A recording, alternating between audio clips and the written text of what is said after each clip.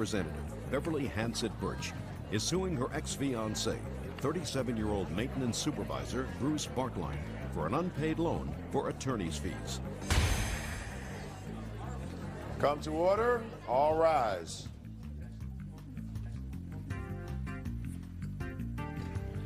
Yes, this is case number 443 on the calendar in the matter of Hansett Bush versus Bartline. Parties have been sworn in, Judge. You may be seated, sir. Have a seat, please. Ms. Birch, you and the defendant, according to your complaint, lived together for approximately 4 years? That's correct. And during that time, it is your claim that you loaned the defendant approximately $1,950 in order to pay an attorney for some sort of custody dispute with his ex-wife. That's correct. The defendant says that he paid back some of that money, approximately half of it, and that the rest should be your responsibility because each of you wanted the children, his children, together with you as a family, so that you should be responsible for half of the bill. Is that your defense, sir? Not entirely, but yes. In what month and year did you have to retain an attorney? I actually don't know exactly what you're... Miss Birch, when was it? It was in November, right after Thanksgiving, and I'm not sure if it was 99 or 2000, because this attorney bill had been sitting there. It was a large bill. We kept getting phone calls. I go, look, why don't I just use my good credit, because he had already been bankrupt. We'll just pay it off this way and Your be Honor, done with it. Shh, don't speak. And we'll just pay it off this way. Pay it yes. off this way. I put it on a Discover card for 3.9% interest. And what did he say? He said, well, I can't believe you're going to do that and help me out. And I said, no, you know, we're living together. Let's just do this to get your finances in order, because we already had taken care of his bankruptcy and other Ms. bills. Birch, so what you said to him was, let's just get this taken care of. Get this taken care of. I'll loan you the money. Just take it. No, that's Let's the be first time done. you said the word loan. You And never when said, he moved shh, out... Miss Birch, don't interrupt me. When did you discuss with him that it was a loan? Right after we did the phone call, and then I was very nervous. What phone call? To the Discover card. I cooked it up that way. It was a brand new balance transfer. I called, go, can you do that on attorney bills? Tell me when you discussed with him paying you back. Oh, we discussed it right away. You're going to take care of this. When he moved out, that was my first concern. Are you going to make good on this? On what date did you do this? It's important. Was it 99 or 2000? November 5th, 2000. And he moved out when? January 5th, 2001. So immediately after you did this with the attorney's bills, practically immediately, he moved out. That's correct. So it was just 2 months later. And we were dating each other for about 6 weeks, and then he was paying during that time, and then suddenly he stopped paying, probably after I married his best friend. It's possible. Okay. That's I married possible. him April 8th, and May was his last payment. May I see the payments that he made, You please? sure can. Here's where it was put on an attorney bill. Here's a photo of the attorney. Listen. I asked you for one thing. Miss Birch, listen to me. I asked you for one thing. Don't give me a piece of the yellow pages. What I asked you for was a list of the payments that he made after he moved out. They're highlighted on the top right here. Let me see, please. He would drop off a check, and then he mailed 2 of them. And I took them down to Sears, because Sears will take Discover card payments, and since I was paying the interest on it at that time, 10. So he paid $1,000. paid $1,200 payments. So he owes you $950. Correct. Okay, now I'll hear you. I dispute her statement that she says that her and I discussed it, and then she took action putting this on her card. I came home from work one day, and she had put it on her card. Okay? You and were I the did make graduate Listen, payments. Miss Birch, do not speak. You had your turn. If I want an answer, I'll come back to you. Do you understand? Correct, I do. Good. I did make payments. There's also a phone bill for $3.09, and I wanted to make good on that. I don't dispute Good. that. I wasn't even paying attention to that. But that's nice. The attorney fees were directly associated with Ms. Hansett Birch. She's alleged to have been abusive to my children. And Were they living with the two of you at the time or just visiting? yes, they were shared custody is what it was. Was your former wife happy about that? No, So she made an allegation that Miss Birch was abusing your children. not necessarily an unsubstantiated allegation, but an allegation, yes. Did she lose the case? Yes, she did. Who has but she custody? lost it on Shh. Who has custody of your children? shared custody. So She you has still primary. have. So she has primary custody of the children. Was that the way it always was? She had primary and you had Yes, shared, yes. so that the status quo remained. Yes. And she tried to have that amended in some way. She tried to remove the children away from Beverly's residence on the allegation of abuse. When was that, sir? When was that I have initiated? When was it initiated? Shortly after Thanksgiving Of what year? Of 99. So it was a long time before you finally separated. Yes, considerably a long time. And the matter had been ultimately resolved, of course, long before you separated. Yes. All I want you to do is talk to me about the discussion that you had, sir, with regard to the attorney bill. Directly after I came home, she told me she put it on her Discover bill. We had discussed it before. I didn't say, yeah, do that, or we didn't make any kind of agreement. There's no shh. What had you discussed before? She discussed it as an option. She doesn't have a discussion alone. Right. She discussed it with me as an option to put it on her credit card. And what did you say? Well, then I didn't see any reason why I couldn't just continue making payments to the attorney as I was. And how much were you paying the attorney? As much as I could. Much as I could is not an answer. So you were paying him in dribs and drabs. I wasn't. I was paying him pretty quick. $4,000 is a lot of money. All right. Now, I see that you made $1,000 worth of payments, sir, that stopped in June of 2001, right? Tell me why you stopped making the payments. Well, one of the reasons why was I received a bill from Beverly. It was seeming kind of petty in some of the other small areas of dollars. And then it's like, well, why am I paying all this? If it was not for her, I probably wouldn't have even had to go to court in the first place. That's what you said. Just a second. That's what you said to yourself. Pretty much, you said, yeah. Self, I said, if it wasn't for the fact that I was living with Beverly, I wouldn't have had this problem with my ex-wife in the first place, so she should really be responsible for half the bill. That's what you said to yourself. No, I just want to know. That's what you just told me. I agree to that, but her actions helped initiate this case against me, therefore necessitating the need for an attorney. She would have, as a matter of court record, that children were removed from her house as a result of abuse. Mr. Bartline, you know, if I had my children in somebody else's house and I believed that that other person abused them, I would take my children and flee. Your argument suggests to me, and the timing of this suggests to me, that there was an allegation by your ex-wife that you could not believe was true because you continued to live with the plaintiff, continued to live with her, with your children ultimately coming back to visit with you. How could you do that as a parent? How could you do that as a responsible parent? I did not I'm speaking, Mr. Bartline. If you actually believed that the plaintiff did anything to harm your children. Think very carefully about how you answer that, Mr. Bartline. Real cases, real people. Judge Judy. Beverly Hansett Birch says ex-fiancé Bruce Bartline owes for an unpaid loan for attorney's fees. Bruce says Beverly is partly responsible for that bill. Go ahead. I did not make the allocation of abuse. I understand that. You're not following what I'm saying, sir. What you suggested to me is it's her fault that you had to deal with this attorney anyway, because your suggestion is that she was, in fact, abusing your children in some way. And if a parent permits that to continue, they shouldn't have any sort of visitation with their children, past, present, or future. So this fantasy in your mind that she did, in fact, abuse your children, which resulted in all of your fears and woes and all of your attorney's bills, is a crock of crap.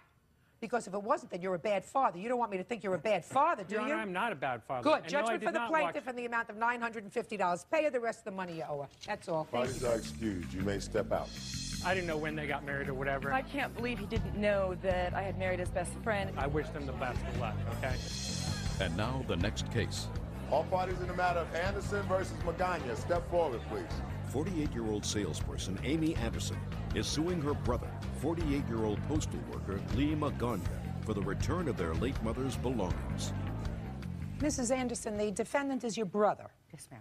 And according to your complaint, the defendant either stole, destroyed, gave away property that belonged to your mother. Correct. That was supposed to be shared with all the siblings after she passed away. So you're suing him. Yes. You lived with your mother for about 20 years. Correct. How old was she when she passed away? 75. Had she been in good health? Up until the last 3 years when she was diagnosed with cancer. How many siblings do you have, sir? 7, 8 counting me.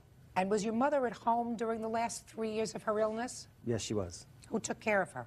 I did. Me and my nephew, Lee Michael. And what about the plaintiff? How often did she come and take care of your mother? They would visit. they didn't take care How of often? her. She probably came about once, maybe twice a Twice week. a month, because I live in Camarillo, and it was. And how far a trip is it? It's not far, but you know, I'm a married woman. I go to work, come home, and I live with my husband's mother, who has Alzheimer's, and I also was taking care of her, which still am, and had a nurse there. So I was dealing. Your mother-in-law? My mother-in-law. Miss Anderson, so it would be fair to say for the last 20 years, your brother lived in the house, which was your mother's house, Correct. with your mother. Correct. The last 3 of which she was terminally ill. Your brother lived with her. Correct. Fine. And when she passed away, according to your complaint, you and your siblings decided that the house should be sold. Correct. That was against my mom's wishes. Just a second. Okay. Well, didn't you understand that this had been his home for 20 years? It was all of our homes. No, it wasn't. You just told me you live at home with your husband and his mother, who has Alzheimer's, and an aide, and a whole bunch of other people. It was his home. Didn't you, any of you feel badly about saying to him you have to move out of your home? May I bring my I'm not talking to you. Are you another sibling? Yes, I am. When I want you, I'll call you. Don't you feel badly about saying to your brother, you have to sell the house, we have to sell the house because you want to split the money? No, because when we went in there right after my mother died, we all sat. My brother from New York came down, and we talked. The house is going to be sold, and he said, "Well, I need time to grieve." I said, "Well, fine, that's no problem." He lived there a year. We didn't kick him out right away. A year. I didn't say kick him out right away. I was talking about kicking him out at all. No, I didn't feel bad. Well, you should have. You should have. It had been his home for 20 years. Well, And the last 3 of which, while all of you were taking care of your own lives, he was living there taking care of your mother. we were taking care of my mother. No, you weren't. You just told me you were there twice a month. What did you do for the rest of the time? When she became very ill, me and my sister went and bathed her, took her, and everything at home. At their home. You didn't say bring her to my home. You left her at home with your brother, who took care of her 24/7. You may have come by occasionally to take care of her, but it was his primary responsibility. So it would seem to me that instead of selling the house that he had lived in for 20 years, you would have said, thank you very much. We were all very busy, including my brother in New York, and we couldn't take care of Mommy. You did. You want to stay in the house, stay in it for as long as you like. But instead, you decided to sell it. So you and your siblings decided to take him to court, right? Correct. And you got a forced sell order. And now what you're suing him for is because you say when you went there after the house was sold, you went in and you found a lot of things missing. He took everything in the house, gone. Everything he couldn't take, he destroyed. He destroyed my mother's whole backyard, her flower plants, damaged the stove. He did cut wires. I have pictures and everything of this. I'll take a look at the pictures. And I'll take a look at the pictures. this is this damage he did.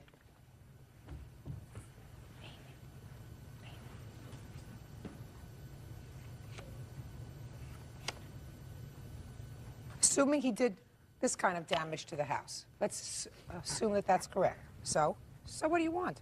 I mean, I have a list of all what I want. Well, let me take a look at it It's now. not much.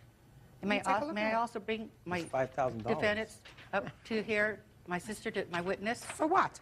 to speak? You know, I don't want the money. I just want the petty little. It was to remember my mother from my brothers and sisters. You say you want the following thing. All of your mother's pots and pans and bakeware. Yeah, All a sewing machine and all sewing materials. and that belonged to my sister. Nothing belonged to your sister that's in the house. Did your mother die with or without a will? Yes, She had a will. Was it probated? No. No. Was not. Why not? They were trying to force the sale of the house. I had Let me to see the split will. it up. Just curious. I've highlighted some of the things in mine also. Let me just take a look at this. Well, the first thing that your mother says in her will is that she gives the house to you and to your brother, and if it's decided that it's to be sold, then all the children share in it. Correct. Well, he didn't want to sell it. So how did it come about that you had forced a sale? That was against your mother's wishes. Majority vote. That was against, just a second, that was against your mother's wishes. This says that your mother wanted you and your brother to have the house only if you all decided that you didn't want the house anymore, was it to be sold. So why did you go against your mother's wishes? It also says that I think They were on the deed, Your Honor. Can I explain how they were put on the deed? And they forced the sale on it because they were all put on the deed. Is that what happened? Yes. When were they all put on the deed? And my father passed away in 1982. After he passed away, my brother had an attorney friend, but had my mom sign a deed also, all into our children's name. We did not find out that the names were put on the deed till 1988 when my mom was in the hospital. We wanted to get a loan, and we couldn't get one. I see, because this will was executed in 1988. Now I understand how they did it. I got you. May I, Your Honor, may I bring my sister up and speak with me also? Sure. Eyewitness? Your Honor. What? My brother did not live with my mother the full 20 years. He got married, moved out of the house, and then when they decided that they couldn't pay their bills, they moved back with Mom. Lee has never paid my mom's bills. My mother paid her own. I didn't ask you. I didn't ask him about paying bills. But let me tell you, I didn't ask about paying bills. But how can you? Anyway, Lee now has a relationship. During my mother's sickness, he had a relationship with his new girlfriend, and he would spend part of the time there. And as far as that deed being signed, my mother asked my brother Ponto, that lives in New York, and myself to take her and have all our names put on the will. And I says, Mom, are you sure? Listen to me, madam.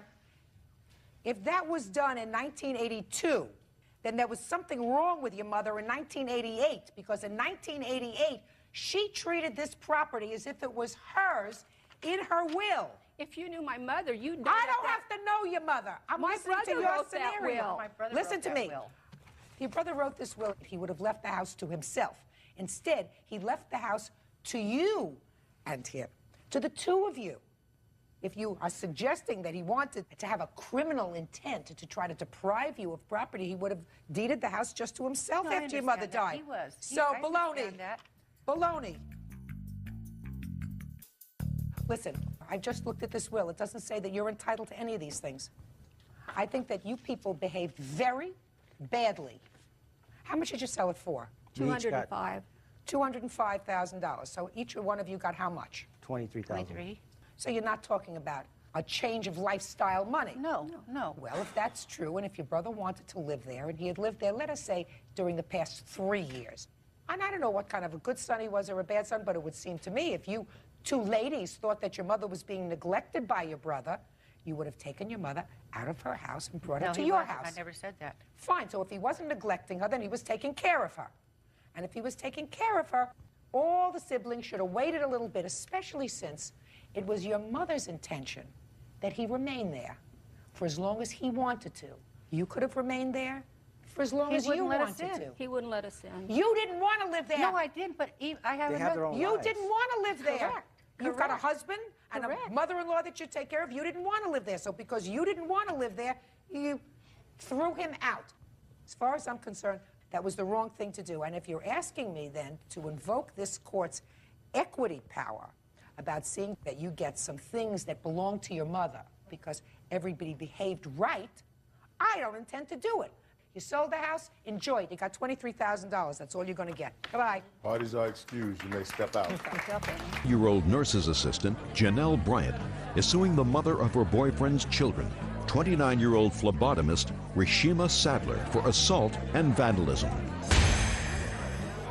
Come to order. All rise. Quiet in the courtroom. All rise, please.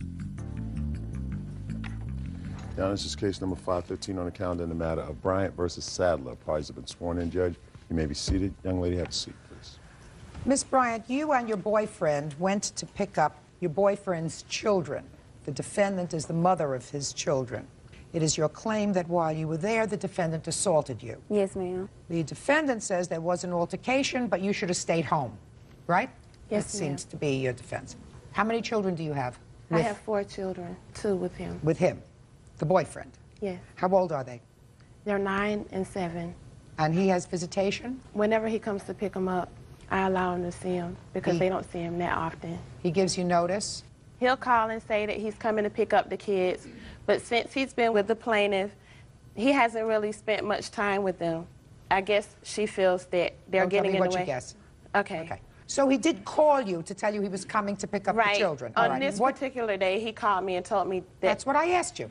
What date did this happen? On September 8th. Okay. And how long have you been with the boyfriend? Over 2 years. Do you two ladies get along?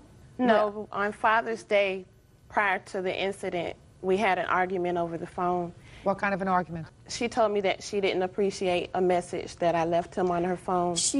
And she said that she didn't want me calling her house anymore. We wound up saying a lot of nasty words over the phone, and I asked her to not come to my house anymore. She said, don't call my house. She blocked her number out from us calling there. So you had words on the phone on Father's Day? No, ma'am. No, we did not. Are you telling me that you never had a discussion with her on the phone around Father's Day in June? No, ma'am. Never had a discussion with her? No, I have talked to her, but I'm saying I don't think it was on Father's Day. Ms. Bryant. Did you or did you not have an unpleasant conversation with the defendant at any time before this incident? Yes, I have talked. That's what I didn't say I talked to her. You had an unpleasant conversation. Yes. And you blocked your phone so that neither she nor her children could call their father. Is that right? Yes, ma'am, but they can call because he have his cell phone, and that's how they call him. He just told them last week not to call the cell phone because it's your phone and you don't want them calling Ms. Sadler, don't interrupt her either. So then my first question to you, Ms. Bryant, is on September 8th, why did you go to the house with the boyfriend to pick up the children? We always went over there, and it was never a problem, us going over there to pick up the kids, and he always called ahead of time. When before September 8th had you gone to pick up the children? I don't know the exact date before September 8th. In August? He didn't see him. Shh. In August? We was always Just going. answer my question. I'm not sure if it was in August or not, but we go over there like every week or two to see him, or pick up the kids from school, take them home. You're not paying attention to me, madam. When was the last time before September the 8th that you went with the boyfriend to her house to pick up the children? I don't recall that date. I can't tell you exactly that date. Do you remember? I remember on Father's Day us having an argument and them not seeing their dad for 4 months after that. Now, what prompted you to go to the house on September 8th? Like I say, we always went over there. On September 8th, we went over there to pick up the kids. He had made arrangements with her. He called her. Why did you go? I'm not asking why he went. I'm asking why did you go? I didn't think it was a problem. I mean, never have a problem with her. Well, you did have. You had an unpleasant telephone conversation with her. And she blocked us out from calling her. That's because she was calling me and harassing me. So that you had... I never harassed you. Good. She was calling you and harassing you. And harassing you sufficiently so that you blocked her number before September 8th. I blocked her number after September 8th. After we got into it, that's when I blocked her number out. Not before? No, ma'am. Did she start harassing you after Father's Day? No, after September 8th. I'm not talking about September 8th. I'm talking about between June and September. She didn't bother you at all. There were no phone conversations that bothered you. There was no harassment. No, ma'am. Nothing. No, ma'am. So on what date did you block the phone? I don't know exactly. Well, after September 8th. When did she block the phone? She blocked the number out on Father's Day. It was shortly after Father's Day. And I went over there, and me and him had an argument. And I asked him, why did he allow her to control his relationship with his kids? He was like, get away from here because she in the house, and she going to call the police if you don't leave. So I was like, okay, well... So, Miss Bryant, you had absolutely no business being at the house that day while your boyfriend was picking up his children. That was a ridiculous thing to do. All right, now tell me what happened when you got there on September the 8th. Okay, on September 8th, like I said, he had called. We went over to the house. I stayed in the car. I didn't say anything to nobody. She was up on her porch sitting down. The kids came. He walked up to get the kids, so they started coming to the car, and then she walked over to the car, and she reached in the car. She seen me, and she was like, you know, cursing me and said, you know, why did you come over here, this and that. But I said, Rashima, I said, don't worry about it. I said, I won't come over here no more. This is it. She reached in the car. I didn't get out or anything. She reached in the car, and she hit me. How did she hit you? Proceeded, she balled her fist up and swung in the car and hit me. Where did she hit you? In my eye, and I had a black eye from that. Okay. So she proceeded to come in the car, and I jumped out to defend myself. James told you to whip my... Listen to me. Don't interrupt her. Why did you jump out of the car? She proceeded to come in the car to fight me. How did she get in the car? Through the door. The window was cracked. The window was cracked. That's how she reached in. Through a cracked window. Miss Sadler, what word didn't you understand? Don't interrupt her. Real cases, real people. Judge Judy. Janelle Bryan says her boyfriend's ex-girlfriend, Rashima Sadler, assaulted her and then vandalized her car. Okay. The window was open a crack, and you say she put her hand in and she balled up her fist and she punched you in the eye. Yes, ma'am. Then you said you got out of the car. Why did you get out of the car? She wanted to still fight me. I didn't have a chance to even roll up the window. So I jumped out. No. Yep. Sit down. Sit down. She punched you. Yes, ma'am. Then you said she got into the car. My question is... No, I did not say she didn't get in the car. I said she proceeded to come in the car, so I got out. How did she come in the car? She was getting ready to open the door. I didn't even get a chance to even roll my window up. The door was unlocked because the kids was getting ready to get in. 10 steps ahead of you. She punched you and you got out of the car. Yes, ma'am. Okay. And what happened when you got out of the car? We was fighting and... When you say fighting, were you fighting physically or verbally?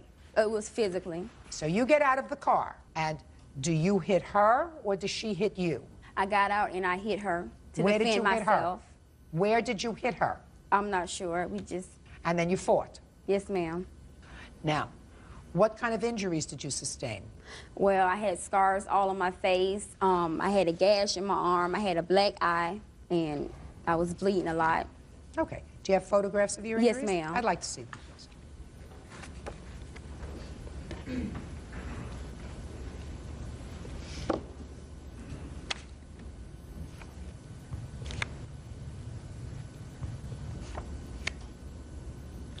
According to your testimony, you say that as you were pulling away, she threw something at the car, causing damage. She threw 3 bottles at us. She had some bottles, like liquor bottles. It missed us and hit my car instead. All right. Now, you may step up. So you see the old boyfriend pulling up in the car, and he's with his new girlfriend. Pick it up from there. Well, when I went out to the car to put their bags in the car, that's when I saw her, and I asked him, what is she doing over here? Because she had blocked my number out, and we made an agreement then. She was like, don't call here anymore, and I said, and don't you come to my house anymore. So when I saw her in the car, I asked him what she was doing. He was like, don't start that. And she started laughing, and she was like, oh, you won't have to worry about me coming to your raggedy house anymore. And that's when the fight began. Just a minute, but you punched her? Yes. Good. See, you tell the truth, it makes it easy. You had no right to punch her. So you are responsible for that injury to her. Then she got out of the car, and then you had a fight. So all the other injuries that you had was a result of a fight. You could have stayed in your car. You could have told the boyfriend to pull away. Why didn't he just pull away? He told her to whoop my... And then he told me after the fight was... That's a lie. Then he told me after the fight was over that y'all was going to fight anyway, because I asked him why he bring her over. And How many children does this winner have? 5.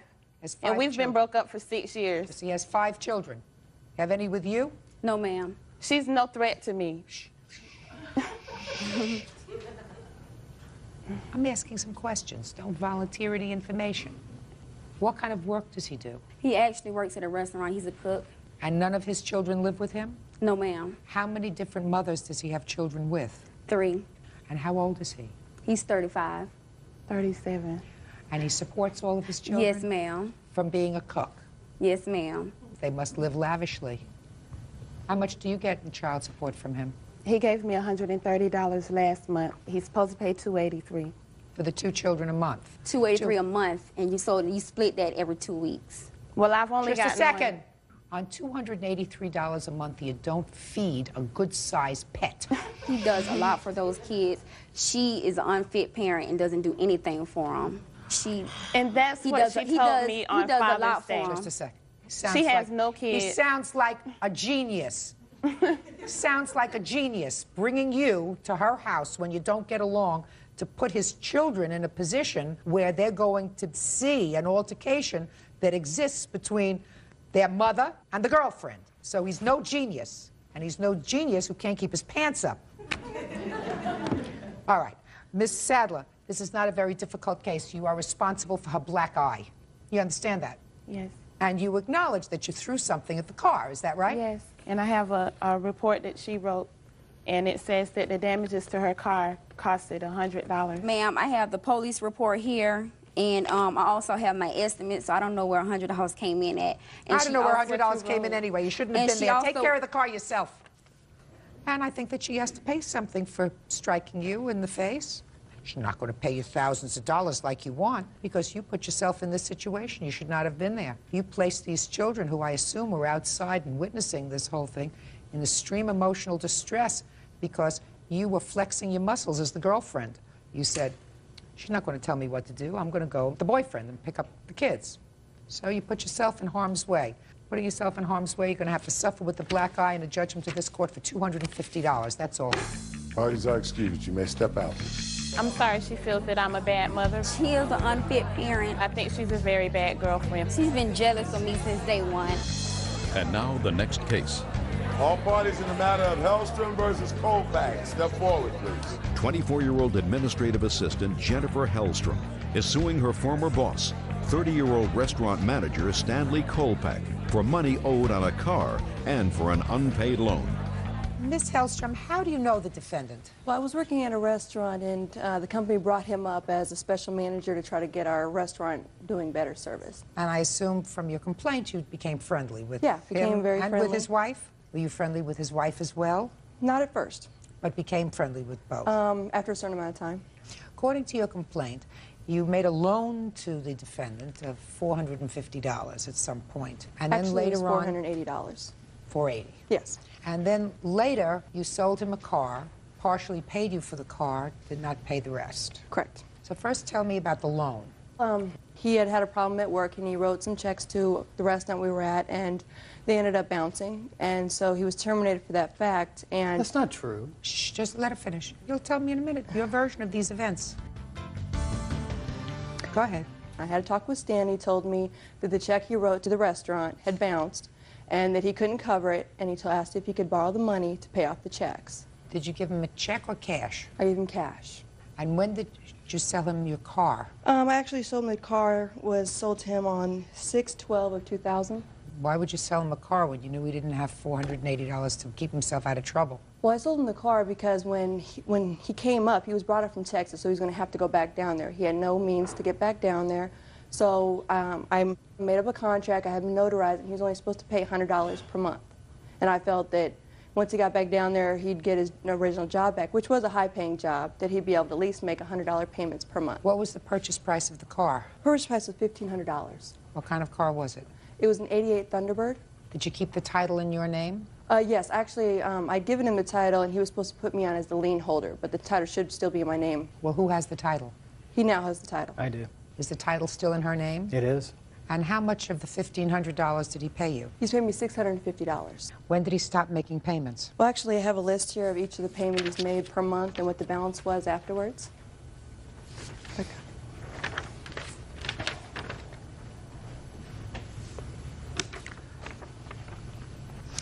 So the last payment he sent you was in September? Yes, he sent me $50 in September. Did he pay you anything back of the $480 loan? No, I've never received anything from that. Actually, the last email I got back from them, I asked when I was going to receive any of that $480, and basically they just said that, or actually it was from Amber, she just said, I have no idea when we're going to be able to make payments on that because he had other pending suits against him. Okay. Mr. Kolpak, I'm ready to hear from you, sir. Okay. In June of 2000, I was a restaurant manager. She was my assistant. She had an opportunity. She got some money from her uncle or something and needed to buy a car. She told me that she would sell me the other car, the Thunderbird, for $100 a month. Things happened. I left that company. She told me via email early on when I got to Texas that it was okay, that I could just pay whatever, whenever. There wasn't no big hurry on it because her whole life was together and everything was doing fine. I made sporadic payments from here, every now and then until I had an opportunity to sell the car to an individual that works for me now. At which point she told my wife via email, no, you can't sell it. So I said, okay, then come get the car, you can have it back. She said, no, I don't want the car back. She exchanged nasty emails with my wife. I finally intervened. I said, either come get the car or let me sell it or take my payments. Very next thing I know, I got the lawsuit. By the way, you didn't mention anything about this $480. She did loan me $480, which I paid her back. As you've already pointed out, why in the world would she loan me money? Don't ask me questions. My job is to ask questions. She loaned me money overnight. I paid her back the next day, period. Your Honor, I have an email right here that is in September 27th. It says he still owes me the $480, and then as soon as he paid off his hot checks, he would send me the $480 back.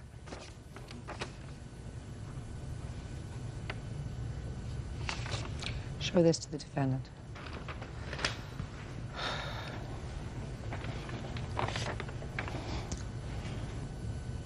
I don't know what that is. It's an email, sir. Also, It's an email that understand says, that. it's an email that says, I'm speaking. It's an email, and it clearly says it's for the $480. Goes, I mistakenly thought I told you that I was going to pay off my hot checks first and my tickets. Apparently, that's not what I said. After all, in any event, I will send $100 additionally every payday, seeing how you're having such a hard time of it yourself. Well, that's in September, sir. You just told me that you paid her back the next day, which would have been in June. I didn't send that email. No? Interesting. I have a few other emails from them that state that they still owe me the loan that are more recent. Can I see them? Mm-hmm. Okay. It says here, no offense here, but I thought your car was paid off. You still have the red car. I was told that before we left Omaha that you had paid off the car in full with some money that your grandmother had put in your bank account. Never mind, it's none of my business anyway. That's not the sort of thing she would write to herself. Look, I can understand why she would not sign the title over to you, given the fact that you had not made payments on this $480 loan, nor had you kept up to the agreement that you had with her to send her $100 a month for the car. So she says, if I sign the title over to you, you sell the car and I never get my money. This way, at least I have something to hold on to. It's not her fault, it's your fault. Judgment for the plaintiff in the amount of $1,430. Thank you. Parties are excused. You may step out. 19-year-old student Susan Spencer is suing her foster sister, 29-year-old restaurant owner Jamie Cronin, for the cost of stereo equipment in a car she repossessed. Jamie is countersuing for the car's original stereo. Come to order. All rise.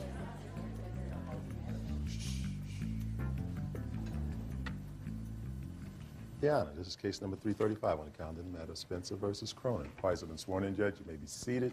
Folks, have seats, please. Miss Spencer, you were a foster child. Correct. So the defendant was your foster sister. Correct. Were you living at home at the time that Miss Spencer was living there? No, I had already left out of the house. Were you friends? Yes. Liked each other? Yes. Then you made a big mistake. You sold her a car. I didn't actually sell her the car. Well, she says that she made an arrangement with you to purchase a car from you. And the arrangement was that she would make monthly payments on the car and take care of the insurance on the car. And you got the car, and you had it for about 4 months? 3 months. And you made some modifications on the car. You added some tires and rims and tinted the windows, and then she repossessed the car. Correct. So your lawsuit is to get back all the money that you invested in the car. The defendant says that she didn't sell you the car. She said you could use it. Is that right? Correct. And that you were supposed to pay $173 a month for the car and keep up the insurance. As long as you paid that, you could use it. You missed a couple of payments, and she repossessed the car. And she is countersuing because she said that she has to redo all the things that you did in the car. And she wants the 2 months that you missed in the payments. What kind of car was this? It was a 96 Honda Accord. Had you moved out of the house already when you purchased the car? No, I was still living in the residence. I took the car in May. I was working at a restaurant, and she offered me it. And What did she say to you when she offered it to you? She goes, I know you're looking for a car, and I have mine, and I want to get a different one because she has a dog, and it wasn't convenient. So I go, yeah, I'll take it. What was the price? $173 a month. For how long? For, I think it was 2 years left on it. So you had purchased this car? Correct. So your payments were $173 a month? I actually had the car loan was still with the bank, so that's why she was going to take over the payments. And what were you going to do for a car? I had already purchased another car, so I was going to sell the car. Yes. And I knew she needed a car, and she said her boyfriend Phil was supposed to get in her a car, and he hadn't gotten her a car. So I said, if you want, you can take over the payments, and you can, but you got to pay the insurance and you got to make the payments. I said, I'll let you use it, and I said, if you can do that, then that's fine. But if you can't, then I'll take the car back and I'll just sell it. So you want me to believe that you never agreed to sell her the car if she made the 2 years' worth of payments? No. She would have gotten the car. Correct. Oh, so you did sell her the car? No, well, I mean, you could say that, I guess. But Well, it's not I'm really saying selling that the you car. agreed to sell her the car because your answer says you told her she could use it. Well, if she had made all the payments and made all the insurance payments on time, yes, she would have had the car. Then it was going to be her car. So you were really sort of leasing it, but at the end of the lease, it was going to be yours if you made all the payments.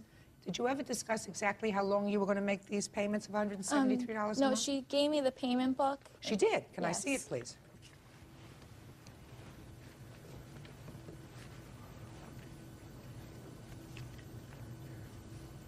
Okay. And you took this car in May, and did you make May's payment? No, because it was in the middle. She had already made that payment. Did you make the June payment? Yes, I did, but I was a week late. What about July's payment? I paid that also. Is it agreed that she paid for June, July, and August? Depending on how you look at the payments are made in the middle of the month. So she made the... 3 payments? 2 payments. Well, she says she made 3 payments altogether. Is Yes. that right? What did you do with the car when you took it back? I had the car for a few weeks and then actually sold the car. For how much? $5,000. Who did you sell it to? An independent party. Someone that... And how much would have been her car payments in total if she made all these car payments? If she had paid the car off Yeah. at the time, probably $4,400, I guess, was left on the car. So you made a profit when you sold the car? No, I actually didn't make a profit on the car because of all these other things that I had to pay for. I had to make the last payment. She owed me money for insurance that I never received that I had to pay for. How much did she owe you for insurance? It was $569, and she gave me $300. Is that right? No, ma'am. When we made the agreement, I asked her how much my insurance would be, and she goes, I would owe her $1,000 by the month of October. Each month I had the car. June I gave her $200, July I gave her $200. When it came August, I had to buy college books, which was a sum of $500, so I only had $100 to give her. And I get paid every 2 weeks. I go, next week I will give you the other $100. I go, is that a problem? She didn't say it was. So you gave her a total of $500 Correct. towards insurance? Yes. Is that right? No. How much did she give you? $300. Okay. Ms. Spencer, let's start with this. You say that you made some improvements on the car, put a lot of money in the car. Yes. The problem that I had with your complaint is you said, I tried to make the payments on time. You didn't always make the payments on Only time. the first payment. Okay, and some insurance.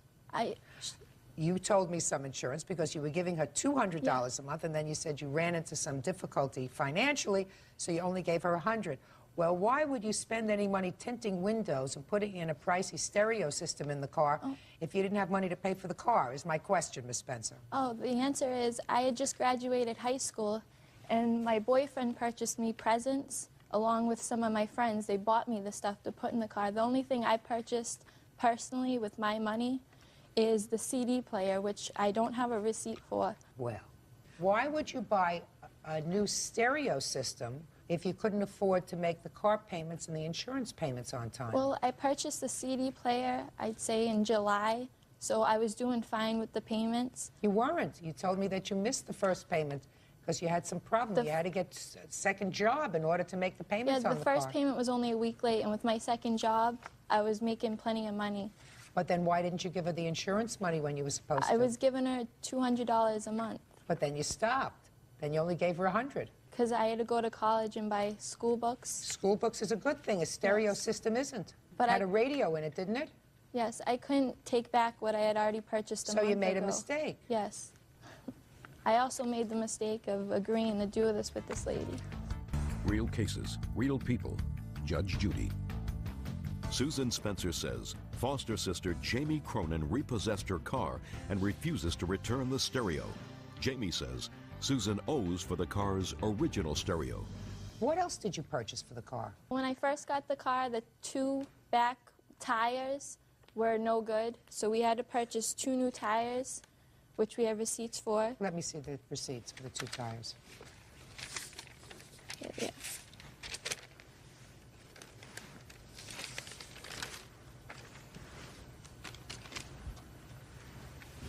Okay, so the 2 new tires were $92. Yes. Okay. And then his father works for the Department of Corrections, and one of the head police guys impounded a drug dealer's car, and they had those rims on it. And he said, well, I don't really want to be driving around with these rims on it. If you purchase 4 new rims and give them to me, I'll give you these rims, which were valued at $1,000. But I have receipts for the 4 rims that we purchased for him. No. Rims you don't need. You could drive a car without rims, right? Yes. What else? We just have the receipts for the system we purchased. Well, what system was it? Tell me. We have 2 12-inch speakers and subwoofers and How an much was that? amplifier. Well, the speakers were $165.95, and the amplifier was $188.99, and that was the system that was in the car. Now, Miss Cronin, If you had given her back the speakers and all that other stuff, and she told you that you could have the radio back, why didn't you give him back that stuff? The tires that were on the car, I didn't give those back because the other 4 tires that she wanted to put back on the car, she had already told me that he had stolen. Phil's friend had, I guess, worked at some tire place. And Your Honor, you have the receipt. We have a receipt. I'm just telling you, that's what she told me. I mean, if he works there, I'm sure he could have made that receipt up, too. I still have those rims and tires in my backyard.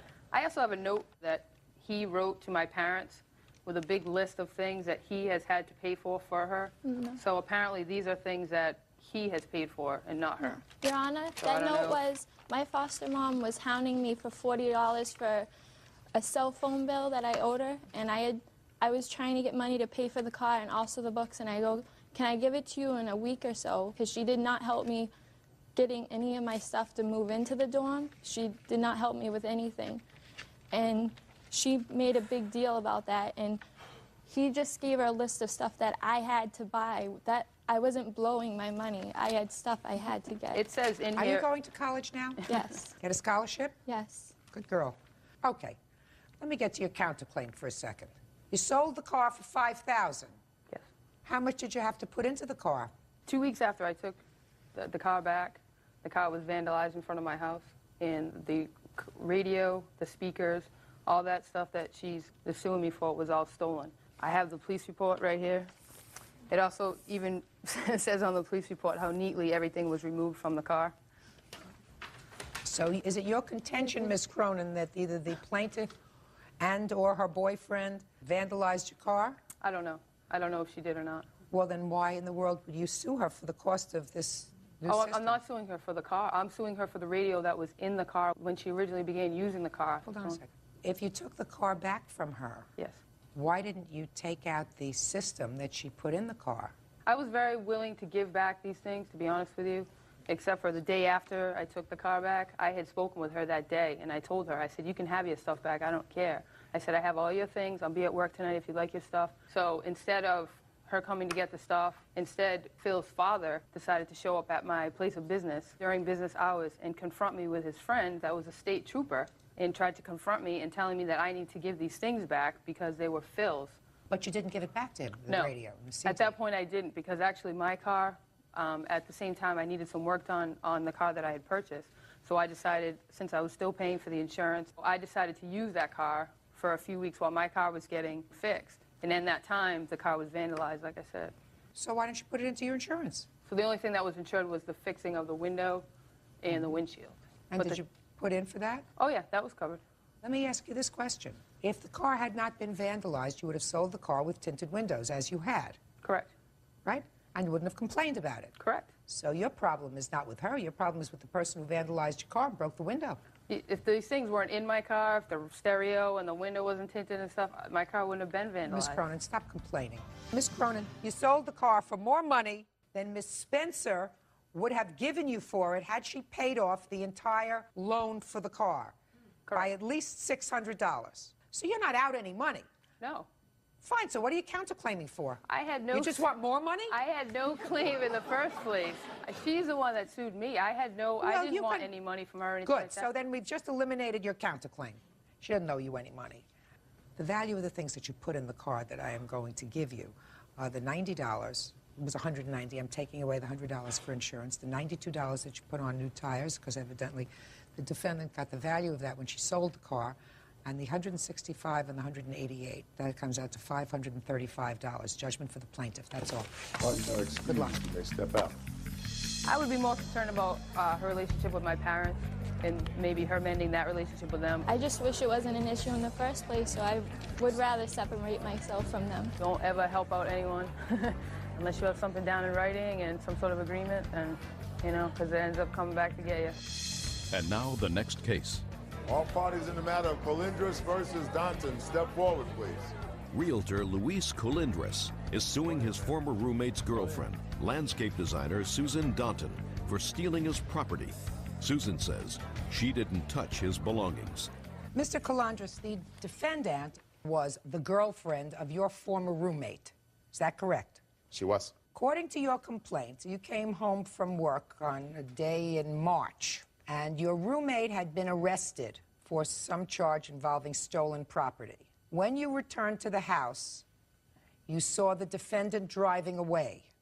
So far, is that correct? Yes, Your Honor. When you got to the house, you found that the locks had been changed. Yes, Your Honor. You managed to gain entrance into the house. Yes, Your Honor. When you got to your room, you found that certain property was missing.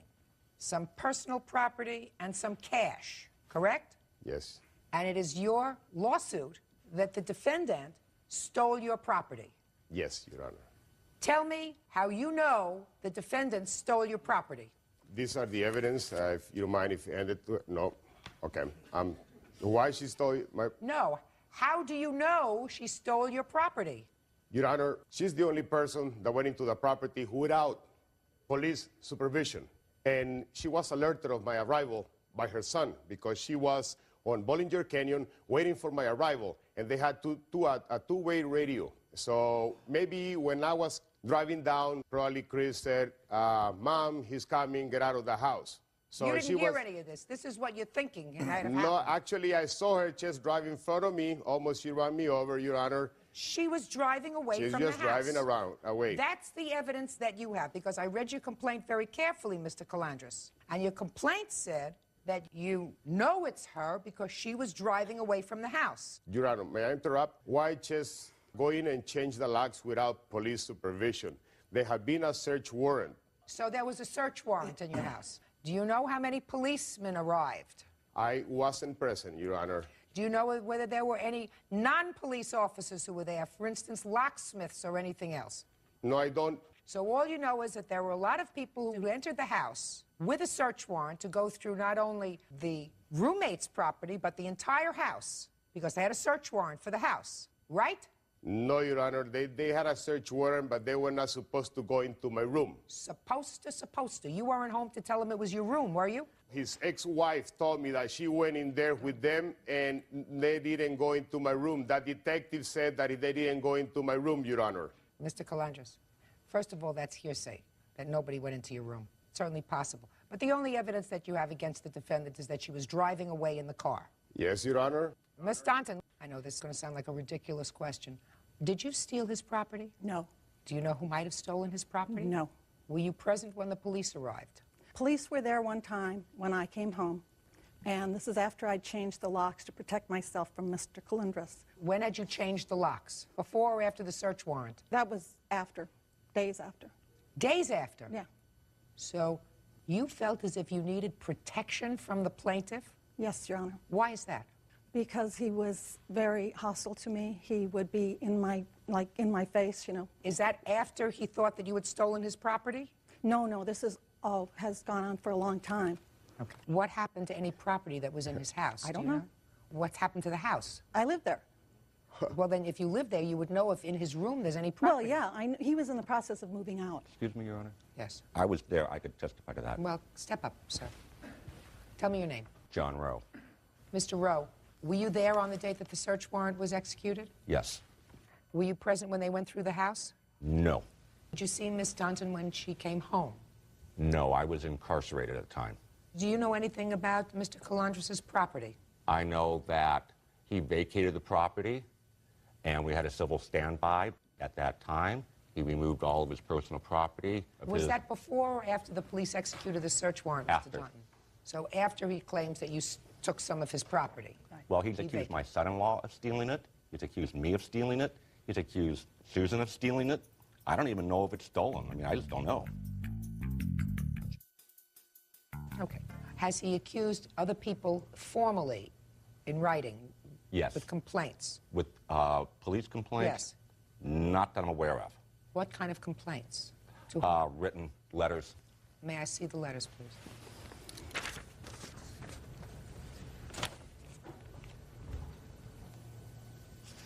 Did you ever think anybody else stole your property, sir? No, Your Honor. Mm-hmm. Did you ever accuse anybody else? No, Your Honor. Mm-hmm. You say in this letter that it is my opinion that Susan Danton did take my gray suitcase. Yes, Your Honor. It's your opinion? That's my opinion. Okay, well, we can't go by opinions, sir. Mr. Calandras, your case is dismissed. That's all. Parties are excused. You may step out. Thank you, Your Honor. 3-year-old home remodeler Dana Tice is suing her ex-boyfriend, 39-year-old restaurant manager Dwayne Randall, for repossessing her SUV. Dwayne says Dana ruined his credit. Order. All rise.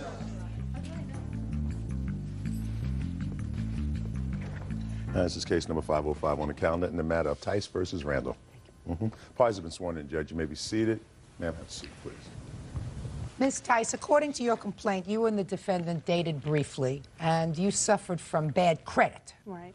You also wanted some sort of a vehicle to get around in, and the defendant agreed to purchase a car in his name, but it was your car. Yes, it was. The agreement was that you were to make all the payments, you were to pay for the insurance, and then there came a point when the defendant took back the car. Yes. And you want everything that you put into the car. In addition Yes. to the monthly payments, you want the insurance and also some improvements that you made on the car. Yes.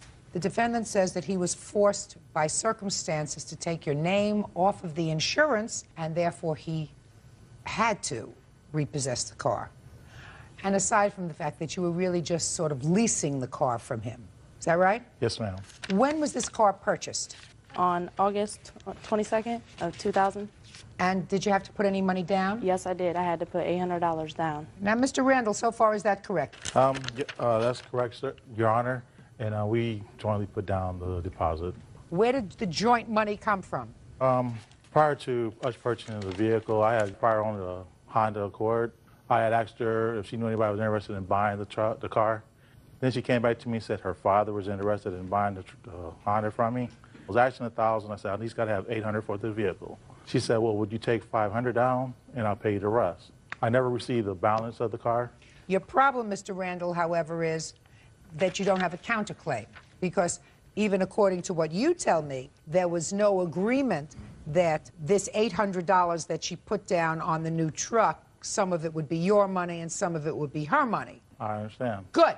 So she put down the $800 as a down payment for the car. And what were the monthly payments on the car? They were every 2 weeks I paid $155 on And you made how many payments? 4 of them. And how much for insurance? I gave him $100 for insurance. When did you put the stereo in? I put the stereo in 2 weeks after I had the truck. I had purchased the stereo from a friend of mine, $80 for the stereo, and I had to pay him $40 to put it in. Now, Mr. Randall. Yes, ma'am. You took the truck back from her. Tell me why. Well, after the accident. What accident? She opened the door, my truck accidentally hit hers. When was this accident? I have police report on it. Just a second. When was the accident, Mr. Randall? I think it was in... what was the date? September 5th. Tell me what happened. One of her apparent alleged boyfriends that she initially sold my Honda to, not her father, but to this gentleman. He was trying to find out where she had taken the car that she allegedly sold him. That's where the $500 came from that she gave me for the car. It's from him. She never transferred the title over to him, and she was selling the car again to someone else. Because he didn't give me no money. Okay. So I found out where the car was, the truck was that she was driving, because it was legally mine. You know, I have the... I'm talking about the accident in September, sir. Okay, that's what I'm getting to, man. Well, then get there. Okay. You found out where it was. Found out where it was. She was running towards it. I was trying to get in it, take repossess it because... Why were you trying to repossess it? She was playing games with me. What do you mean she was playing games with you? She was lying to me about her activities while we were dating. You were annoyed with her, so that's why you were repossessing the truck. It was not for any other reason. Right. Okay, so you were trying to not repossess it, you were trying to get it back. Exactly. And what did you do? Me and her other boyfriend, we drove up, and I was trying to get the truck from her. Tried to pull around her. She opened the door up, and my truck at the time, hit her door and pushed it in. We had I guess she was kind of scared because we were... Fighting? Arguing. Okay, so you hit her car? Not intentionally, I didn't. You hit her car? Oh, yeah. I hit my vehicle, my vehicle. Cute. You hit her car? It was my car, No, Your it was Honor. titled in you, but that was not your agreement. Your agreement was it was going to be her car as long as she paid for it. As long as she paid on it, she can drive it. But I did receive some notice of late payments. That's not why you went. That's not why I went there. All right. Now, you say that you repossessed this car a month later in October. Why? Well, after that incident, my insurance company made me sign off on her. She was never on my insurance at all. As long as I let her drive it, she was allowed to drive it. But once her MVR came back, they told me that she was not allowed to drive the truck anymore. Once her what came back? Her MVR, her driving record. Yes. Once they came back, they told me that she was not allowed to drive it. Also, she What was wasn't wrong with her driving record? They just told me that she wasn't allowed to drive it. Just a second. What's wrong with your driving record? Nothing. I have 2 points. I was a delivery driver at Domino's. If anything would have been wrong with my driving record, they would not have hired me. Well, What do you mean you have 2 points? What does that mean? A speeding ticket.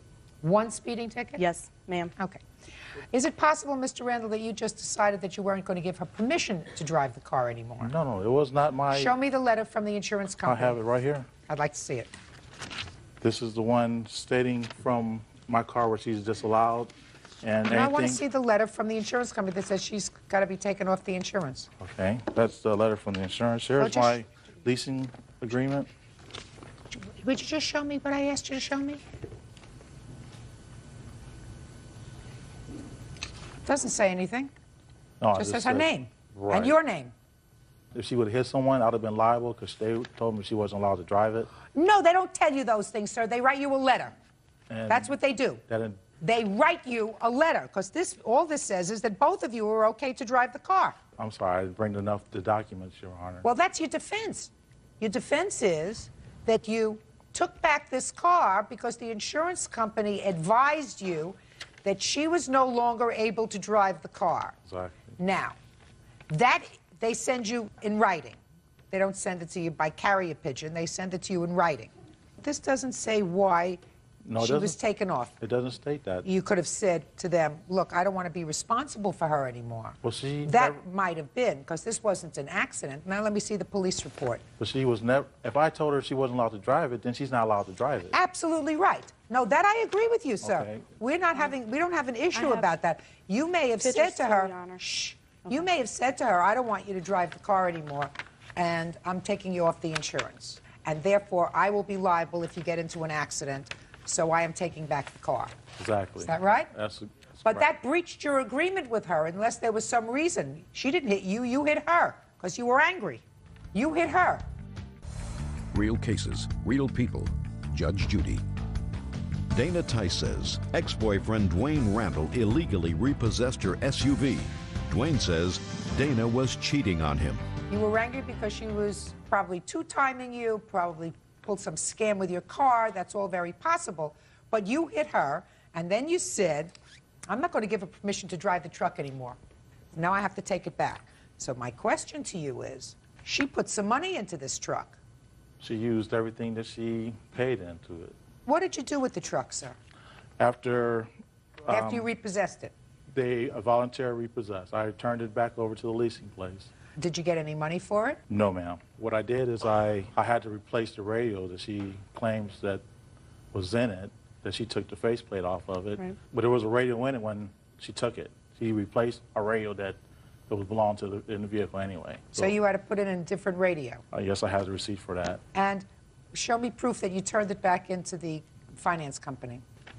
Your Honor. You have it? No, I have the proof of the original application, though, that we filled out. This is showing that he had got the truck. I was on here, and the truck was my vehicle. I was the one driving it. Yeah, I understand that. She was. I understand that you were to drive the truck. Her name was not on this lease, Your Honor. No, I understand that. The only thing that is she's allowed to drive it. Her credit didn't pass, so she had to use your credit.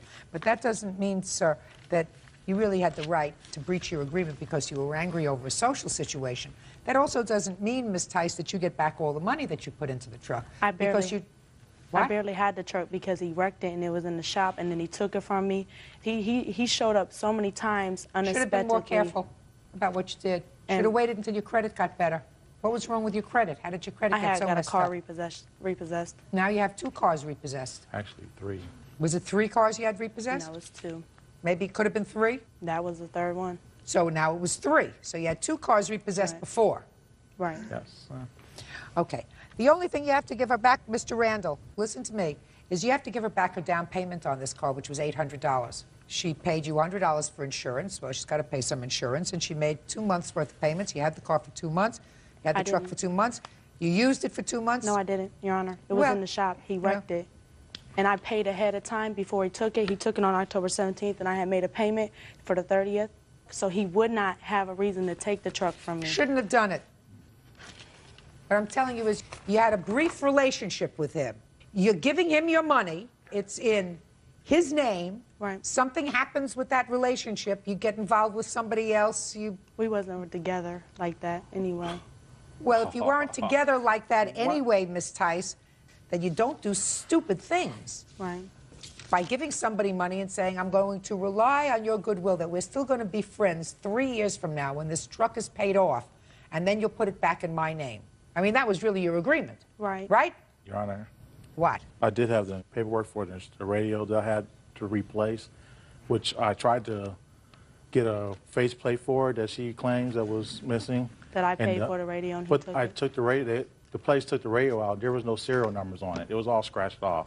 Mr. Randall, let me tell you why you're getting off easy, sir. Because she did a foolish thing allowing this truck to be in your name. I don't know what other shenanigans she was involved with the other car that she sold to father, to friend, to boyfriend, that she never gave it to him. She was going to sell it to somebody else. She sounds like she's a wheeler dealer herself. However, you caused the problem, sir. You had the accident. And it was an accident that would not have happened but for the fact that you were angry. You were in your truck with a boyfriend of hers, looking for her, looking for trouble, and you found it. And as a result of that, your truck may have gotten damaged. The truck that she was driving clearly was damaged because you had a hot head. So I don't care if you had to replace a radio or a faceplate. It's meaningless to me. You're getting off easy. But you have to give her back her down payment, which was $800. Judgment for the plaintiff, that's all. Parties are excused. You may step out. I thought we had a future. I always told him I could never be with him, and he never understood that. How they say, good guys always finish last. He was crazy. He tried to stalk me all the time. And now the next case. All parties in the matter of Fortner versus Reason. Step forward, please. 20-year-old hotel receptionist Sina Fortner is suing her ex-boyfriend, 23-year-old massage therapist Josh Reason, for unpaid credit card charges. Miss Fortner, according to your complaint, the defendant's former boyfriend of yours, you did the one act of foolishness that you probably know that I disapprove of, which is you gave him a credit card. You broke up. You claimed that there is an extensive balance on this credit card, and all those charges are his. The defendant seems to indicate that the charges on the credit card are not his, but yours, and there was sort of an arrangement, is what I get from you, sir, that he paid the rent and the other bills in the house, and the Discover card was yours. Is that your defense? Yes. Try to keep a straight face when you say that. When did you live together? From when to when? Probably from June to about October. And when did you give him this credit card? In June. Why? Because he was my boyfriend. We had been childhood neighbors and everything. He needed credit to build up so he could get a car loan. Did you ever charge anything on the credit card? Yeah, I charged, what was it, car loan, basically. I paid off my car loan because my car got impounded and So you did use the credit card? I did for that. And I had bought some household items. I have something for you highlighting his charges and separating mine. Well, then let me see the charges. Let's take a look. I have my own copy. Everybody wants to come up here today. Beds and rooms, $36. It's for a bed frame that he has. So that's yours? It was hers. I just put it up because we were sleeping on the bed. Well, who has it now? I do. You do? Yes, Your Honor. So you pay for it, right? Applebee's, that's a restaurant. Benihana in Fort Lauderdale, that's a restaurant. Yes. I mean, are you charging him for all the restaurant bills that you went out? I put plenty of things on my credit cards as well. What you're saying is sometimes you paid and sometimes he paid. You didn't expect me to figure out who paid for what dinner. Exactly. Rental car, $582. That was for a trip that we went. We went to the Bahamas and Florida for our birthdays. I paid for the trip and for the flight tickets. He had to buy the car because I didn't have a license and so forth, and he wanted to anyways because... You paid for the tickets? $3,000 just about for the trip. Did he give you any part of that? No. Is that right, sir? Yes, Your Honor. So what about this car rental? I had no idea about the car rental. What do you mean you had no idea about it? Who Your rented Honor? the car? I did. So what do you mean you had no idea about it? I had no idea that we needed to rent a car when we got there. She told me that everything was going to be paid for. What happened when you got there? It was a surprise to me. It was kind of unforeseen. They told me that the car rental was taken care of, and apparently only a portion of the car rental was taken care of. So then he took care of the other portion because I was already paying so much for the trip. I didn't have any other choice. No, you had another choice. You had another choice. She could have rented a car and you could have walked. It's true. Very true. All right. Vaughn's, $180. Groceries. For the two of you? Yes. And then there's another one for Vaughn's. Yes. I've also bought groceries, too, in the past, though. I understand. Mostly with cash, though. Did you send her flowers, sir, from Angela's? Yes, Your Honor. So that's your bill? You Yeah, didn't expect her to definitely, pay for her own flowers? No, Your Honor. Good Guys. What's Good Guys? That's some speaker wire he bought for his little surround sound deal. Fred's Tire Man. Parts and Parts for her car. For my car? You sure that was parts for her car? Yes, it was a ball bearing for the undercarriage of the car. A ball bearing costs how much? Whatever it was. $82 for a ball bearing? Mm-hmm. I don't know about that one. Olive Garden Restaurant, and there's another cafe. Mm-hmm. There are some small charges. I'm looking at the big ones here because Okay. I'm not going into who's watched a movie that you rented from Blockbuster. Okay, there's the Sheraton Hotel Suites, $233.46. That was when we were in Florida. Apparently the last night wasn't paid for because we came back from the Bahamas and we had to spend another night there. We All got right. room service, too. And you because both we got a stayed night. there, is that right? Yeah. Well, so it's fair to charge him for half. Okay, whatever. All right. Don't do this again. It's really irritating. No, I'm not going to, believe me. Good. Very good. Mr. Reason, you said you paid all the other bills in the house. Is that true? Yes, Your Honor. Like the rent? Yes, Your Honor. It's Is not that true. correct? No, it's not. Well, tell me about that. No, we both paid rent, we both paid for groceries, we both paid, it was, I mean, he Talk paid about for just the rent. Okay, for the rent, sometimes I'd buy him things and he'd say he'd pay me back. I said, just take it out of my rent money.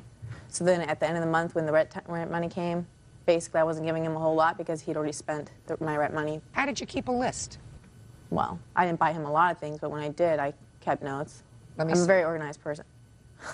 I don't keep Well, notes that's that long. important I mean, because if he was paying for the rent, then I can understand No, he an wasn't paying arrangement for all the where rent. if you went out for dinner, no, he wasn't paying for all the rent. Not at well, all. he was. If you bought him a few things and said take it off the rent, then he's paying for the rent. What was the rent? $800.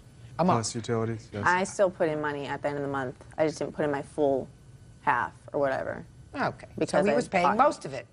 Okay, I bought him things in order to pay that off, and he knew that. Like what? I'd really rather not get into that. Fine. Just things. Okay. $810.32. I added up closer to $2,000 actually. I know you did. But that's all. Did you add the interest? No. Since when? Since June. July statement. I put it on the very last page. I put a breakdown of everything. Well, but that's interest on this whole $2,000 that you think I don't think he owes you $2,000. I think he owes you $810.32. It's about $860.32 with interest. Judgment for the plaintiff in that amount. That's all. Parties are excused. You may step out. 27-year-old caterer Kenneth Coley is suing former client, 50-year-old family therapist Eve Beutler, for the unpaid balance of the food at her daughter's wedding. Eve says Kenneth omitted certain items from the menu. Order. All rise. Now, this is case number 384 on the calendar in the matter of Coley versus Beutler. Parties have been sworn in. Judge, you may be seated. Folks, have seats. Mr. Coley, you are a caterer, Yes, ma'am. and you were retained to cater the defendant's daughter's wedding. Correct. You did so according to your complaint. The defendant paid you, and part of the payment was put on a credit card, and then she stopped payment on that portion of the credit card. Correct. Actually, I did 2 events for her. You did a wedding and a brunch the next morning. Yes. The defendant says that she didn't get what she bargained for, and after she stopped payment on the credit card, she did further evaluation of your services and decided that you weren't even worth what she had paid you, so she is counterclaiming in the amount of $1,442. When was this wedding planned? The wedding was planned July 1st, 2001. And when were you retained? Deposit was made January 20th, 2001. Do you have the initial contract? Yes, I do. May I see it, please?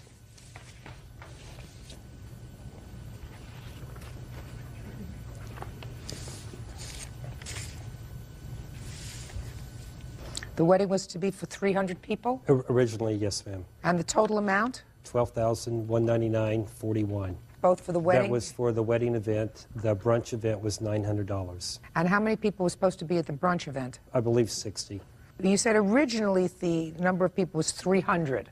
Correct. Ms. Bueller had changed the guest count to 265 approximately 2 weeks before the event. So far, is that correct? Yes. Did anything else happen, sir? I'll start with June 1st. I made my first visit to the house. It was to be a home wedding? Yes, ma'am. Okay. Surveyed the property, presented some diagrams. We set up a little plan of what we were going to do. About June the 15th, Ms. Bueller called and asked me to come back. She had decided to add canopies to the event. I came up on June 19th. We discussed the canopies, where they should go, and I made a few phone calls, and I ordered the canopies while I was at the house that day. And I do have the rental contract for that. And were you paid for that? Yes, I was. Okay. How much was that? All total for $1,600. Okay. Go ahead. Part of my services was that I was going to stir-fry the vegetables next to the buffet. By putting up the canopy, I felt that we weren't able to do it. Legally, you cannot have a fire underneath the canopy, and also it makes for a bad situation when you have the walk underneath the canopies. And you had discussed that with her? Yes, I did. What else? July 1st, everything went okay. There was more than my count. There was more than 300 people there. I had ordered tables and chairs for 300 people. Why did you order tables and chairs for 300 if she gave you a count of 265? You always have to have a few extra tables or chairs and plates. Okay, go ahead. And I'd like to present my pictures too, if I can. I'd like to see it, please. During the time that we set up the party, the night of the party, everything went off well. We ran out of plates. We had to wash plates during the event. By my account, all the seats were filled. We were bringing out extra chairs. There was more than 300 people there. The next day, we did the brunch. That went okay. I had the canopies removed. I had all the property cleaned up. That afternoon, I settled on the bill. The client paid in full for the brunch. There was no problem. For the dinner event, Ms. Bueller's husband, Earl, had asked for some kind of compensation. He felt he should have had leftover foods after the wedding event. There really wasn't much in the way of leftover foods because I pointed out to him that he had too many people. We had more people than what we had planned for. But anyway, everyone ate. It was an all-you-can-eat meal. The client was very happy, complimented on how successful we were. And then they stopped payment on the credit card. He wanted to give me a $10,000 credit card. It was my understanding they were going to give me a $10,000 check. I agreed to accept a $5,000 check and a $5,000 credit card payment. At that time, I called my office. I had my accounting person run the credit card while we were sitting in his office. We shook hands. Everything was fine. We left.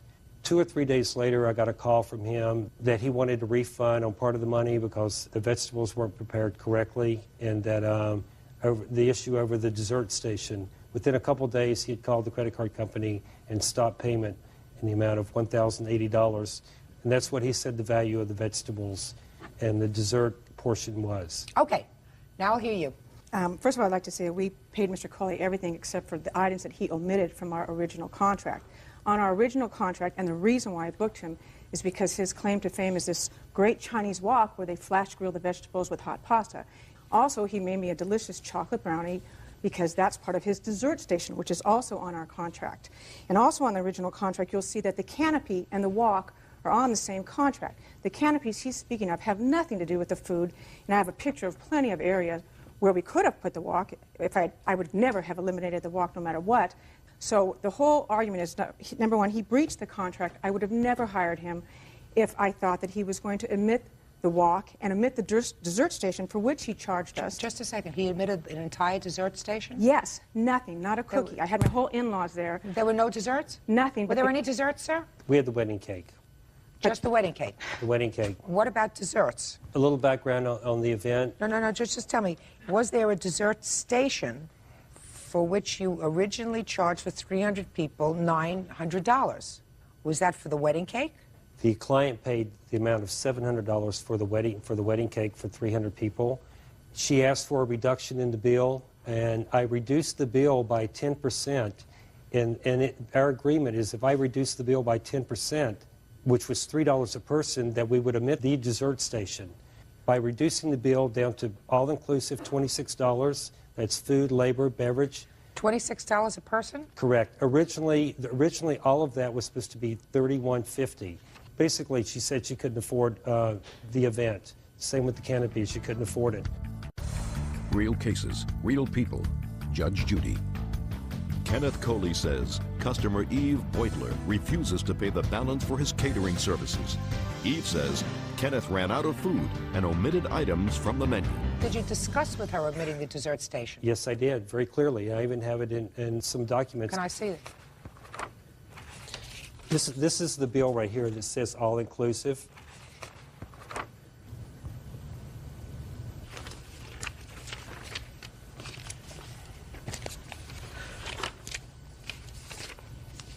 The dessert station was optional.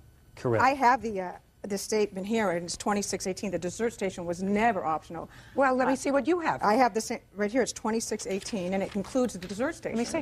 It says right there on it. Let me see. It was not optional. It was part of the bill. No, that's not true. It says dessert station, $3 optional. Well, we paid for the. Do you have the invoice? This is my husband, Earl. He did the financial dealings. Yeah. And my daughter, Davia, whom he also promised the dessert station to, and the walk. Those were Don't tell me about the walk. Listen to me. Okay, so you made a wedding. I want to tell you something. You made a wedding for $26.50 per person. You can't get it cheaper anywhere. I don't know where you found this guy, but you ought to clone him. Right? Your Honor? And Sorry. I'm talking. How many weddings did you make? Just one. I have a lot more experience. Now, how many people did you have at your wedding? 269, and I have the wedding list here. He set up the tables. He set up 26 tables and the table for the bridal party. There were no more seats for maximum of 275, and 3 of those tables were set up for wheelchairs. So his statement of over 300 is absurd. We would have had people standing there eating out of their hands. What caterers usually do is they put out number of plates that they have. Plates. Sometimes when people are having a buffet, they say, well, we can always add a couple of people. 4, 5, 6, 7, 10 people, and there'll be plenty of food. You spend $12,000 for just this part of a wedding. And to be quite honest with you, I don't understand why you would do anything after a wedding to make it unpleasant. Because we didn't get what we ordered. I would have never gone with him. So what? You had to walk Because out it a was nice important wedding. for I'm my looking daughter. at pictures. I'm looking at pictures. Stop. If your daughter is worried about a walk, and And that's the what she's desserts. and that's what she's worried about at this stage of her life. Wait until she has some real aggravation or tsuris. You know what that means? Exactly what service means, Your Honor. She's worried about not having an open flame walk at her wedding. If that's what gets her. Your Honor, we didn't bring this. I know you're aware of this, but we didn't bring this suit to Mr. Coley. I mean, He brought a lawsuit because you paid him and you stopped payment on his bill. But Your Honor, what did you expect him to do? Roll over? I contacted him twice. I have the emails. He never responded to my emails. He's saying that, I called him is not true. I emailed him twice. He never responded. I finally, in desperation, contacted I would like to the see credit your card company. email. He gave me 5 days on a holiday weekend before he stopped I'd like payment. to see you. I'd like And to see further, Your Honor, Read when the he... last line in his email. He says, congratulations, you were very successful. And just please read that last line. The wedding was very nice. I sent him these emails. When he responded finally, after the credit card company withheld the money, he said, this is the first I've heard of this, which I have also his notes on that. Just a second. You have any other children for whom you're going to do a wedding? I hope not. We have 2 other children. Hopefully we won't be doing weddings for You the have boys. boys. I just don't understand. So it doesn't You have matter boys. if you choose a certain buffet and you don't get it, it doesn't matter because it's a nice wedding? Bottom line? Is that what you're saying? Yes. Okay. Bottom line, what I'm telling you is, when you plan a wedding that has a lot of different courses, a lot of different foods involved, something is going to be not perfect. But if overall the caterer has done a nice job, and everybody seemed to have a nice time, and the event was uplifting and fun, and everybody enjoyed themselves, and the bride and groom are happy, then you don't do anything to diminish that by being picky. You may not refer him to somebody else again, although the end of your email says, thanks once again for catering what was overall a very successful wedding. And if it was a very successful wedding, then you don't pick apart the fact that you didn't have, that your vegetables were cooked before they got to the big buffet, if that's what it was. Because it's not a big deal. I'm going to tell you right now, nobody who's planned a wedding says that $3 is going to include an elegant, all-inclusive dessert buffet as well as a wedding cake. I know, I think the last time I paid for wedding cake, it was $5 a person just for the cake. I was promised what's on the contract. Many times you tried to substitute the vegetable thing, which is, you say is not a big deal. Stop with the wok. I don't want to hear the wok anymore. What I'm saying is, I'm not interested in the wok. Lighten up. Well, Are you serious about your counterclaim? No, just a second. I'm getting to the counterclaim. Yes. Are you serious about your counterclaim? Yes, Let's Your hear it. You've got more money that you think you should give back to you. Let me hear. Okay, part of the counterclaim, Your Honor, is based on the fact that he ran out of food at the brunch. He ran out of, it was lox and bagels, an omelet station, juices, coffee rolls. He ran out of lox and eggs within about the first 10 or 12 guests. So that we were running in the house, bringing out egg beaters, trying to find juice in our freezer, looking for additional food, which we had hoped to have from the leftovers, which he had taken with him. That was part of the counterclaim. I asked for 80% of the brunch fee back. Well, how many people was the contract for the brunch? We guaranteed for 60, as the plaintiff claims. Yes. I would say about 40 actually showed. Did you run out of food? Were you there? No. The only thing that we didn't have, one person was asking, or actually two people were asking for omelets with whites only. I did not bring any whole eggs. I can tell you, the way that they've done business here, if I would have ran out of food, at any time, they would have taken every dollar of value for it. And plus, on top of this, I have her email telling me that she's given me 8 referrals for doing such a good job. So I can tell you that they're making this up. Did you not say that? Mr. I told you, Mr. Coley. You took back the free. I told you before the wedding I would have 8 families there interested in you. So I didn't push anything because I wanted, I just figured you lost business. Can I just see the email?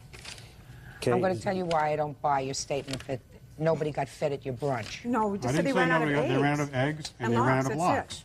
That's not true. Just a second. That's not true. What else? What other food did he have at your brunch? There were some pastries, some bagels, I think of some fruit. It's the bottom of this page. What's the date on that? November 4th. Just pay attention. That was before the wedding. Oh, listen to me. Could you talk? 2 weeks ago. Could you talk to me? Talk to me. That email was 2 weeks ago, or maybe a month ago. That's last year. Doesn't say that after the wedding she referred clients to you. She said that she's unhappy with the way this thing was resolved. But let me tell you why I don't buy your counterclaim. I don't buy your counterclaim because you put a stop payment on the credit card amount after the brunch. And you made a very specific amount. And the very specific amount that your wife told me about was that you didn't get the open flame wok and you didn't get the brownies that she wanted. And that, you said, was $1,980.69. But you had already had the brunch. So if you felt that he hadn't provided the service for the brunch, you would have deducted that amount as well from the credit card. May I answer that? Now, I'm finished. Let me finish. Now you want an additional amount of $1,442 because in reflection, you think that he should reimburse that amount too. Now I'll hear you. Okay, Your Honor. I spoke to Mr. Coley immediately after the brunch. I told him I was upset with them running out of food and that I was upset that he had taken away the leftovers. I did not yet know about the other 2 items. He also said that we had gone over our guarantee. I believe that that's probably true because, as I said to you, and done buffet kind of weddings and done hors d'oeuvre kind of weddings, and very, very often you say to yourself, you don't need a whole lot of leftover food. She has a few friends coming in that she didn't anticipate. He has a few friends that are coming in that didn't anticipate. Aunt Hattie is coming in. She wants to bring a friend with her. You got another 5 people. You got another 10 people. It doesn't have to cost me another $26 a person. We'll have enough food. I've been around the block enough to know that that's true. Your Honor, I have the exact wedding count. Also, if you look at the invoice, there's 26 tables of 10, which would seat 260. Yes. There was a head table of 16, which would be 276 was the most they were seating for. Is he suggesting then that 25 people were standing? Just a second. 276 is not 265. We may have had 270. Just a second. 276 is not 265. I agree, Your Honor. And when I spoke to him after the brunch, people is 11 people times $26.50. I have the exact count, but when I spoke to him... You got my drift?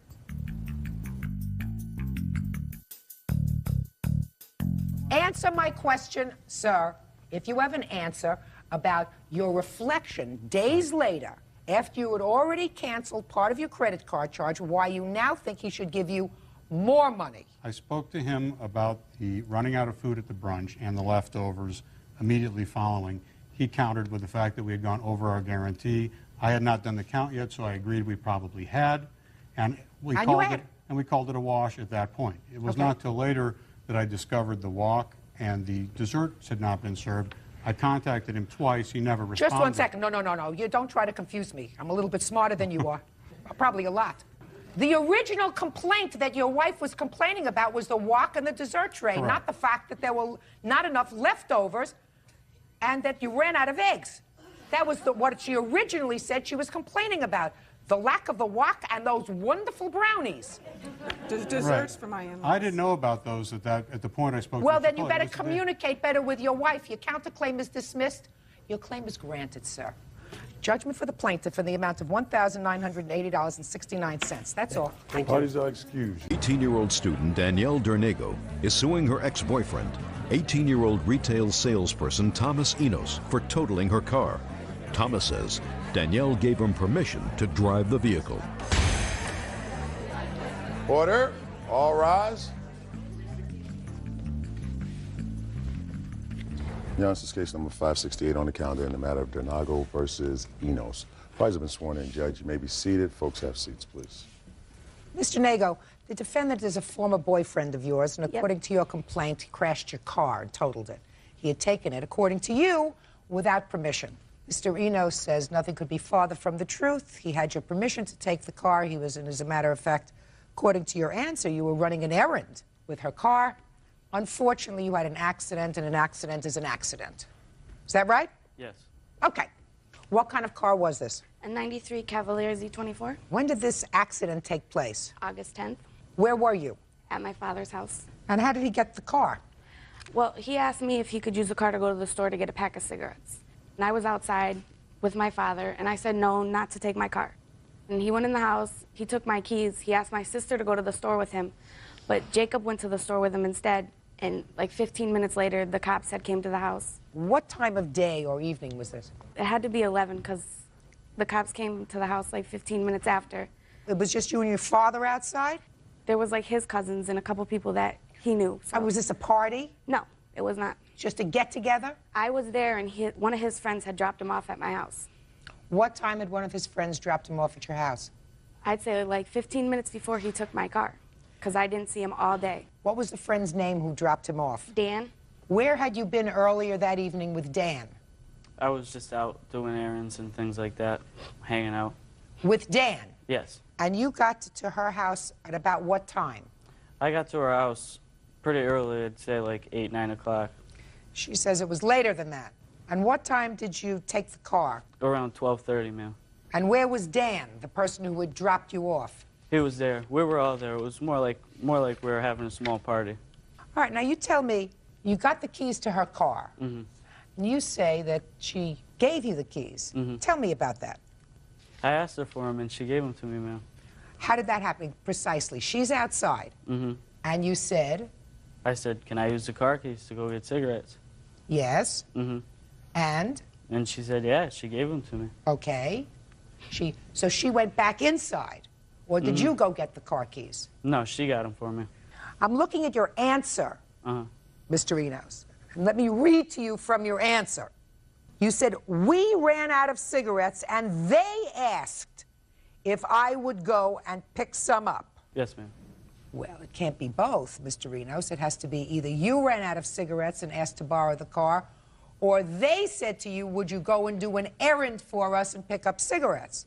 No, ma'am. That's how it happened, like I just said. I didn't write the report personally, so it might have been mistyped. Show this to him and ask him if it's his signature, please. It is my signature. Yes, Well, you read, don't you? Yes. You don't sign anything before you read it, right? Right. Well, and I assume you read it. It's not a fantasy, it's what you wrote.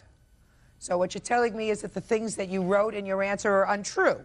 No. Is that right? No. They have to be either true or untrue. You mean you want me to try to pick out what's true and what's not true? No, ma'am. Okay. So you get into the car with your friend and you're going to buy cigarettes for yourself, which means that you were not acting as an agent for anybody else. You were doing this yourself. And then what happened, sir? Well, we were driving towards the Pride that was down the street from our house, but I was apparently going a little fast, and when I tried to slow down, the streets were slippery. So the back end of the car started to shake, and it went out of control after that.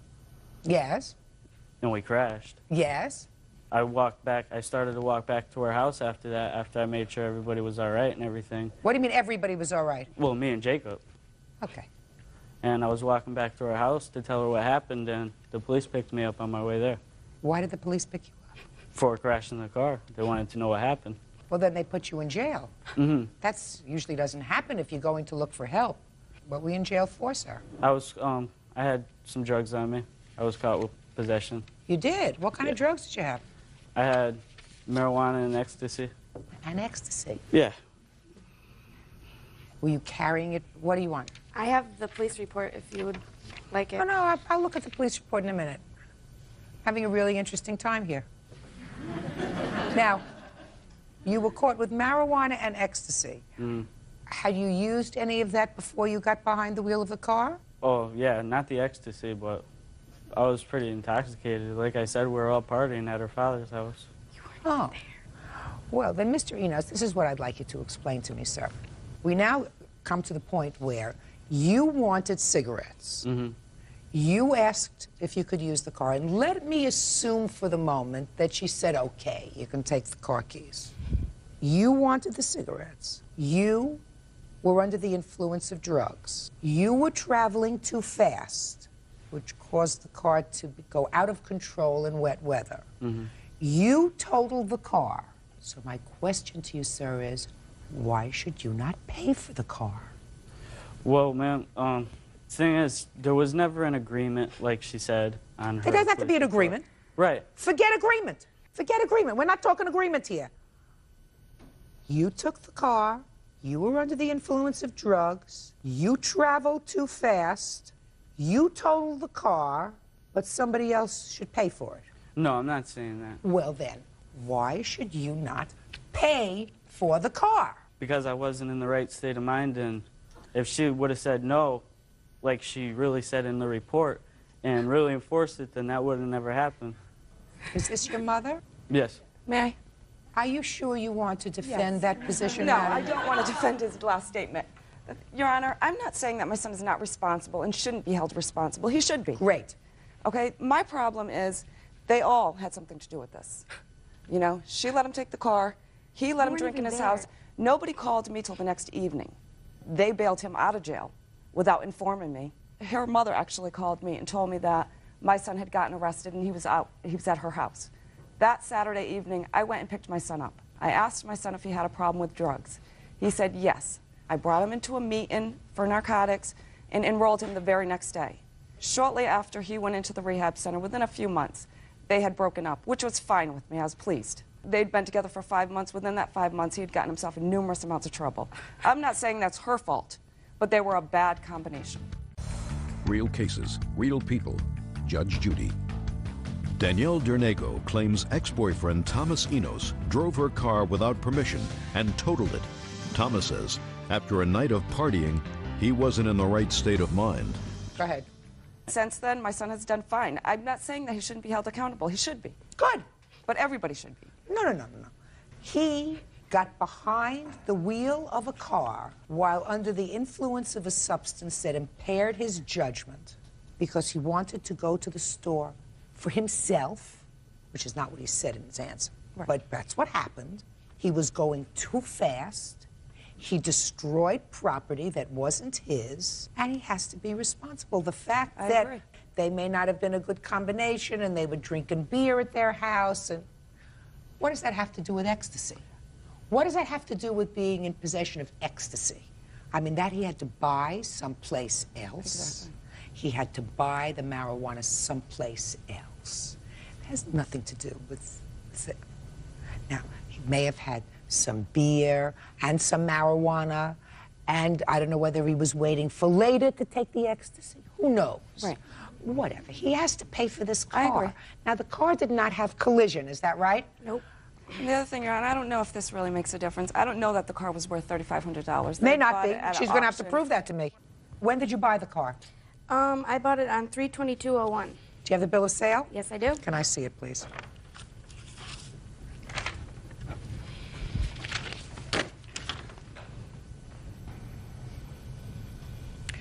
She bought the car for $3,100. You paid cash for it? Yes, I did. She had told me at one point that her dad had bought that car, actually. So, and they work, and her father works in the car business. So I'm sure if they wanted to get a receipt, they could produce one. It had 93,000 miles when you bought it? Mm-hmm.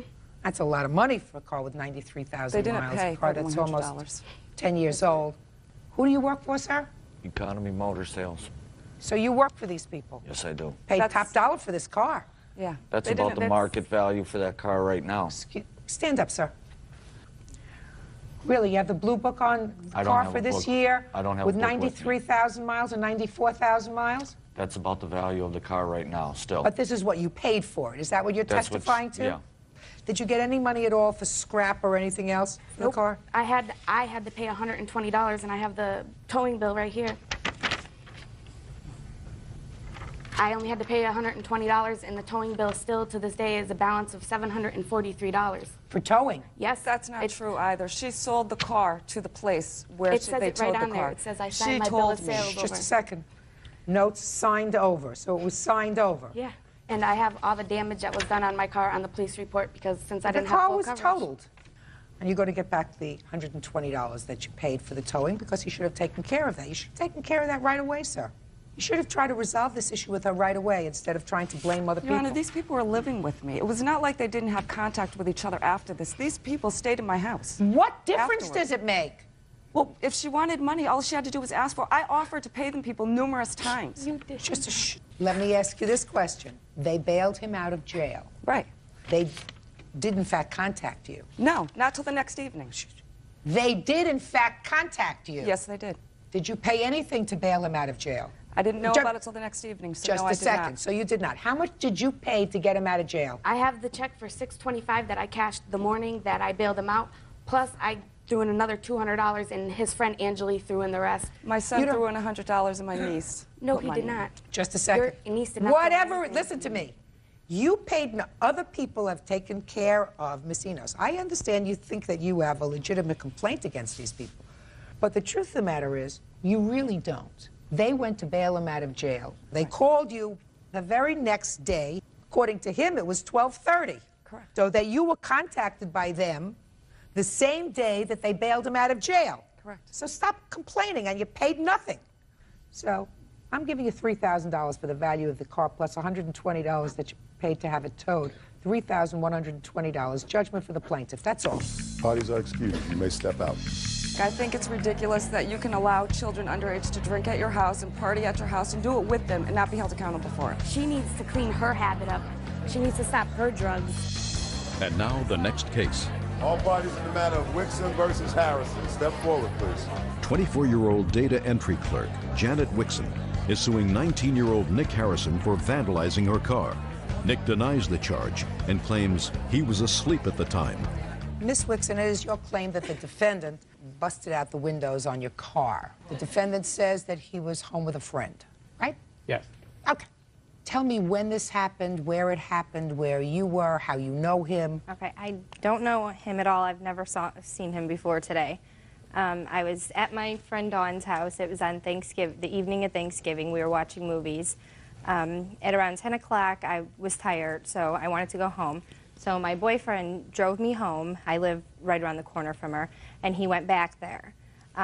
He drove you home in your car? Yes. So you don't know anything that happened after that? No, just from Who what does? they tell me. Them two. Step up, please.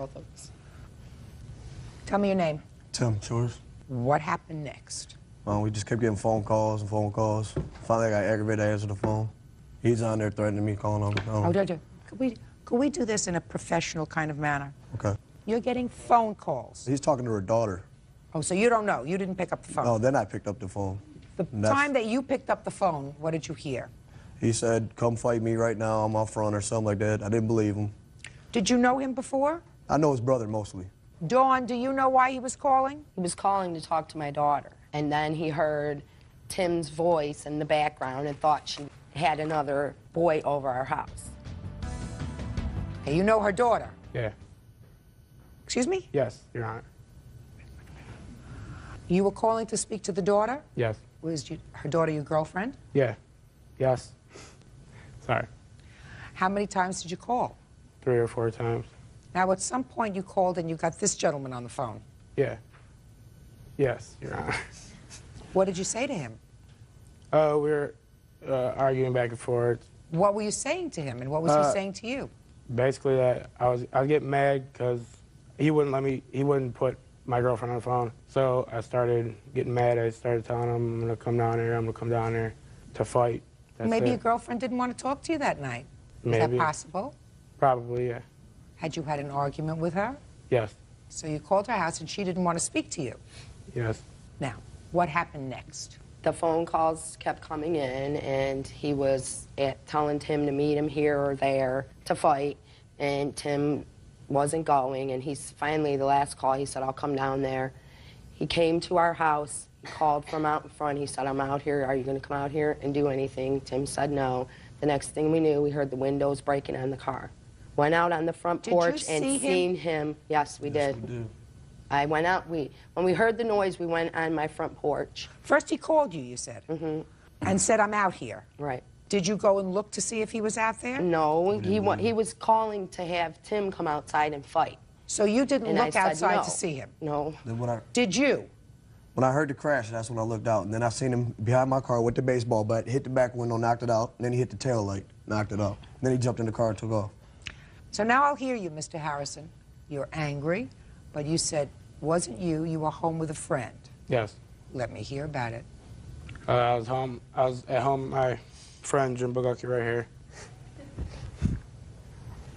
Were you at home with Mr. Harrison that evening? Yes, I was.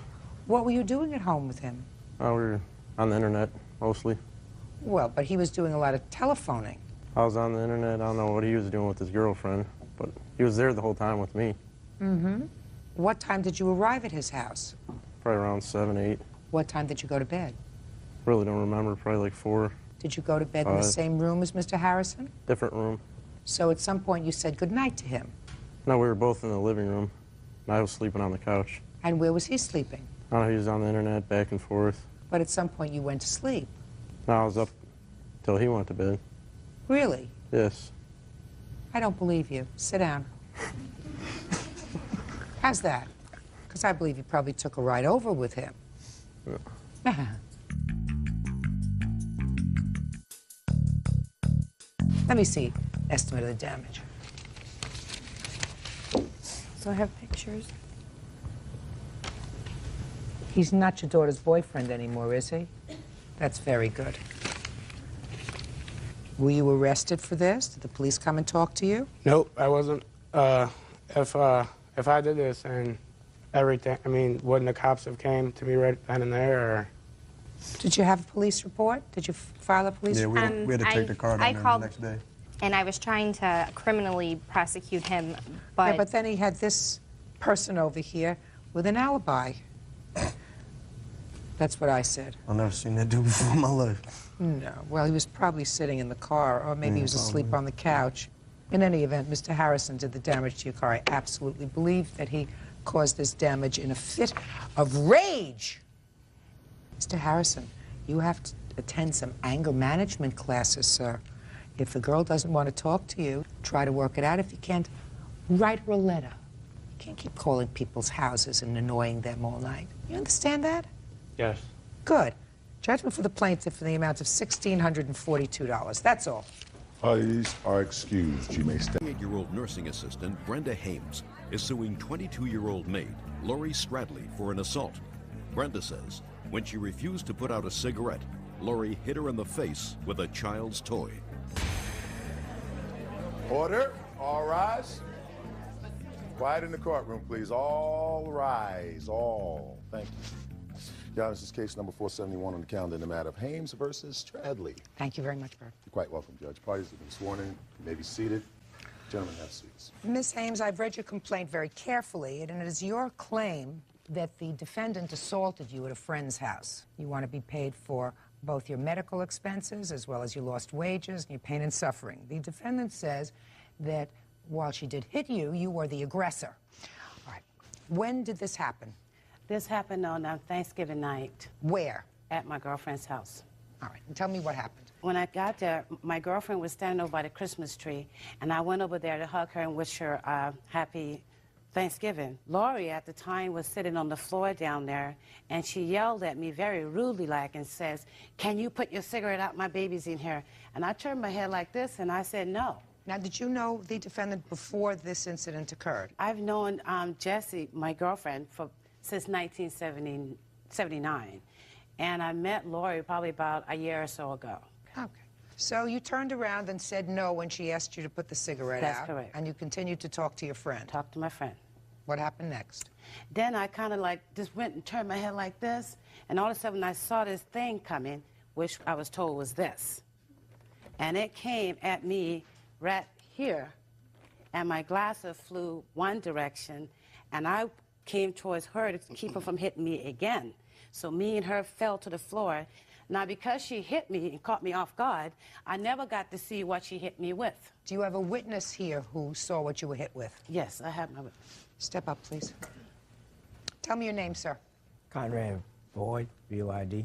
Mr. Void, were you present on Thanksgiving evening? Yes, we walked into the door like simultaneously, and it all happened so fast. The young lady right here was sitting on the floor, and she got up, she mentioned about the cigarette, and Brenda said no.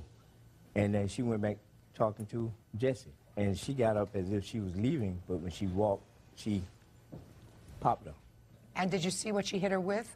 It appeared to be like a kid's guitar. It had like a handle on it. So it wasn't this item? It was something like this, but I thought I seen a longer handle. But it was clearly an object, not her Right, hand. it's an object, right. Okay. Thank you very much, Mr. Void. Have a seat. What happened after you were hit? After I was hit, then Conrad grabbed me and held me in another room, and Lori, someone grabbed her, and she left. Did you go to the hospital? I went to the emergency room because I work at the hospital. I went to the emergency room after I got off from work 3 o'clock in the morning. What kind of injury did you sustain? She said it was concussion, so she gave me Do you have a report? 800 milligrams. Do you have a report? Yes, I do. I'd like to see it, please.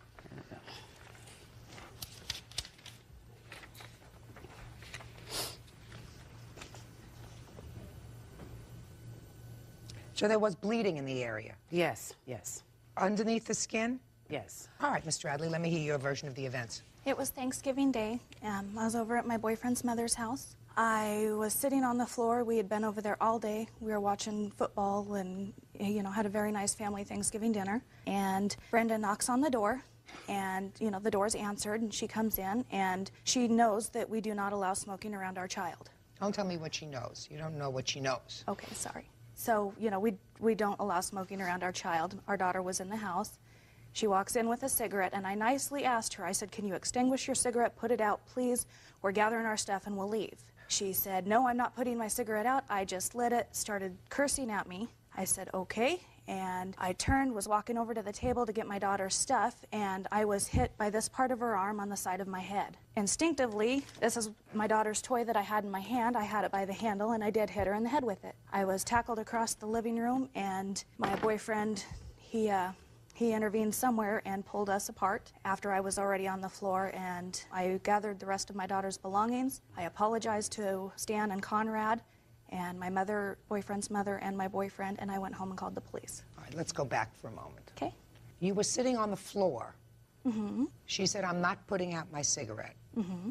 Ms. Hames says that she just continued to have her conversation, which, and by the way, Ms. Hames, I think you were wrong. Wrong to say, "I won't put out my cigarette." It's Thanksgiving. You were asked to do something. Some people really object to smoke around babies. So if she said to you, "Would you put out your cigarette?" she may have said it in a rude fashion, but it would have been better if you just put it out, because you can understand why she wouldn't want smoke around her baby, right? Right. These are two completely different stories, and I have to make a determination as to what is more logical. And to me, Miss Stradley, it sounds more logical to me that you got very angry when she said no and just ignored you, because that's what mothers do with their children. They are very protective. And when somebody says to you, no, I'm not going to put out my cigarette, or whatever else she said, and you thought someone was threatening the health of your baby, it is more logical that you attacked her first. Can I add one thing, Your Honor? Sure. There was alcohol involved. Brenda and her boyfriends had been drinking when she showed up to the house. That wouldn't make a difference. Brenda and I have not gotten along ever. So you don't get along. That's even more of a reason for you to have attacked her first, because she was just blowing you off. She just said, no, I'm not putting it out, and turned around to continue our conversation. That really annoyed you. So, Miss Stradley, it is more logical, madam, that you got very angry with the plaintiff, who was rude. No question she was rude. What you should have done was say, okay, you're leaving, I'll take the cigarette outside, I'll put it away. You were rude. Do you understand that? Yes. That doesn't excuse the fact that you bopped her with an instrument that could have caused injury. The fact that it didn't cause a serious injury is just lucky. Now, why you went and called the police, I don't know. Because I was struck first, Your Honor. No. I think that you went and called the police because you were afraid she was going to. She hit me, so I hit her back. Self-defense. No, you didn't. You didn't hit her in self-defense. You hit her in anger because she was placing your child, according to you, at risk. You say it's very clear. Everybody knows that we don't allow smoking near our baby. That's you don't get common along. sense. That's common sense. You're absolutely right. Something that she lacks. You're absolutely right. She should have put the cigarette out if you asked her. That doesn't give you permission to hit her, and you hit her first. No question, because she would have had no reason to hit you. She said no and continued to have a conversation with Other other than people the who fact were that there. she's a drunk and was drunk, no, she doesn't have a reason. Even if she were drunk, she would not have a reason to hit you, because she had already given you her answer. And her answer was, no, I'm not putting out the cigarette. You're the judge. You're right. Real cases, real people. Judge Judy. Brenda Hames says she was assaulted by Laurie Stradley on Thanksgiving Day. Brenda claims when she refused to put out her cigarette, Laurie hit her in the face with a child's toy. Miss Stradley, it does not make sense for her to have assaulted you after she already gave you her answer. It does make sense, however, if you were so angry, and you were angry. You didn't get along with her, you have not gotten along with her. She not only disrespected you, but she was smoking around your child, which is something that you and your boyfriend believe is dangerous to the child. So she was placing your child in danger, and that's what mamas do when somebody places their child in danger. They strike out, which is exactly what you did. Now, Miss Hames, you were not seriously injured. You went to work the next day. You had medical bills of $99, right? Yes, I also has my glasses, which was also affected with that.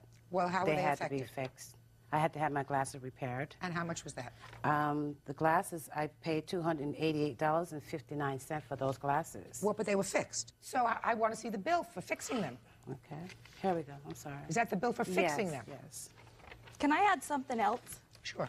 Okay, my glasses were a little bent too, and you take them into Walmart, you take them into Shopko, you take them into anywhere, and they adjust them for nothing. She's a joke. Well, this is a bill that you're showing me from date of service, May 9th of 2000. That's what I paid for the glasses. I didn't ask you what you paid for the glasses, madam. You didn't replace the glasses, you had them fixed. Right. So how much did you pay to have them fixed? They didn't charge me anything for them. All right, and you're wearing them. Right. What else? Shh, please. What other expenses did you have? Well, other than that doctor bill, that's all I've had. And, well, I'm still suffering from headaches on this left side of my head from where I was. Try to quit drinking. Sorry. See your temper? Yeah, I have a temper. That's what happened on Thanksgiving night. So watch You your want to temper. take this so I don't use it again? Watch your temper. I'm being good. $99 is what I have so far. That's it, Judge. The lawsuit seeks $4,000 in damages because in addition to everything else, you say you had lost wages, but you had no lost wages. You went to work the next day. Well, when I got to work, I had such a bad headache, but I had to continue to work. After I got off of work at 3 in the morning, Judge, I went down to the emergency room. Fine. Did you go to work on the next regularly scheduled day that you Yes, had to go to because work? I So was- you had no lost wages. I'm awarding you on your claim 10 times the actual damages that you sustained. And the actual damages were $99. So I'm awarding you on your claim $990. And I think you really have to examine whether or not whether your words precipitated this altercation. That does not excuse the defendant's behavior. She is clearly a hot-tempered lady. Clearly. But just think for the future, if you're around somebody and somebody says, you're a smoker, I have my baby here, could you put out the cigarette? You do it. Because it's not a big deal. You got it? Yes. You're real lucky that she wasn't hurt anymore. Oh, I almost wish she had. You're very lucky, because if she had been further injured as a result of your hitting her with a dangerous instrument, you could have wound up in jail. It's a CNC. It's not dangerous. Anything is a dangerous instrument depending upon its use. A child's toy is... Hey, don't be stupid and laugh. Please don't be stupid and laugh. A child's toy is meant to be used by a child. Its purpose is not to be used as an instrumentality to an assault. Unless you're And hit that's first. what you did. And you were not assaulted first, madam. If you say that you were again, you've made it up in your own head. But you weren't there, and I was hit first. Never I'm not gonna happened. argue. It never happened. Glad you think so. I do, and I'm the only one that counts. Like I said, glad you think so. Step out. It's a joke. It is a joke. She hit me first. She told him I. She's just a drunk. I don't care. Doesn't matter to me. Oh my gosh, I'm a drunk, huh? And now the next case. All parties in the matter of Awald versus Wilson, step forward, please. 50-year-old bail bondsman Linda Awald is suing 31-year-old Lori Wilson for skipping bail. Miss Awald, you are a bail bonds lady. Correct, Your Honor. You don't know the defendant other than through business, is that right? Only through business. According to your complaint, she contacted you because she was arrested for something. Pay attention, Miss Wilson. You were driving with a suspended license? Yes, ma'am. And she was being held in jail. She asked you to arrange the bail. You did. You claim she owes you some money. Correct. She never paid for the bond, which was $150. That's right, Your Honor. And she made a series of collect calls. When did she call you? Starting on October 5th, as I accepted the calls, I noticed a very distraught young lady. She was crying all the time. I do have a heart, so it got to me a little bit, enough to where What did she say? She said she was in jail and she needed to get out. How much did it cost for you to issue the bond? $150, Your Honor.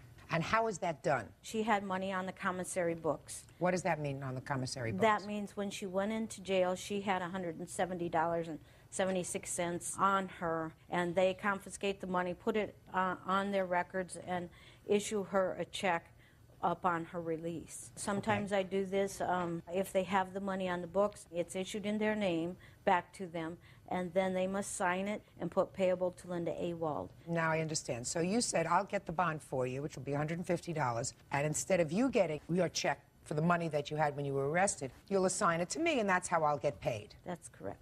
Okay. So she was, in fact, released? She was, in fact, released, yes. What happened to her check? The officer that was going to be releasing Miss Wilson told me that he would confiscate the check back from her and hold it for me. And the officer got slightly distracted, I believe, and he released her. With the check? He released her, and she picked up the check and ran. Okay. When was she due back in court? She was due back in court on the 7th of October. Did she show up? No, she didn't, Your Honor. So what happened? So that issues a warrant for her arrest. At that time, it is my duty to either recover her or arrange for a recovery agent, which was done. And she turned herself in after 2 weeks. She went to the courtroom, I believe, on the 6th of November, and Ms. Wilson and I did talk a little bit. She came over and approached me, which I thought was big of her. Ms. Wilson was wanting very much to clear things up. She now has 3 children and 1 grandchild, and the grandchild means the world and all to her. I think enough to maybe turn her head at that point in time. Did she give you your $150? She never paid me. Okay, Miss Wilson, let's go. Let's start with, you call her. You tell her you want her to bail you out of jail. She tells you it's $150. You tell her that you have a commissary check. You left with the commissary check. Why? Because my boyfriend was supposed to have paid her. He didn't. I told her if he didn't pay, if she really didn't get her money, I told her I would give her her money. But you didn't. $10. No, I haven't yet. I don't have it, ma'am. All right. So you didn't give her the $150. You have no proof that the boyfriend gave her $150, which is what you said in your answer. He was supposed to when I I don't supposed to. All you had to do was say to your boyfriend, did you give her the $150? I hadn't seen him. But you did see him eventually. Eventually, yeah. So? And he did say he didn't give her the money. Why didn't you show up in court when you were supposed to on the 7th of October? I really don't have a good explanation for that. Okay, that's honest. You were arrested for driving with a suspended license? Yes, ma'am. This is the first time you were arrested? No, ma'am. No. So you've been through bonding procedures before? Yes, ma'am. So you know the drill? Yes, ma'am.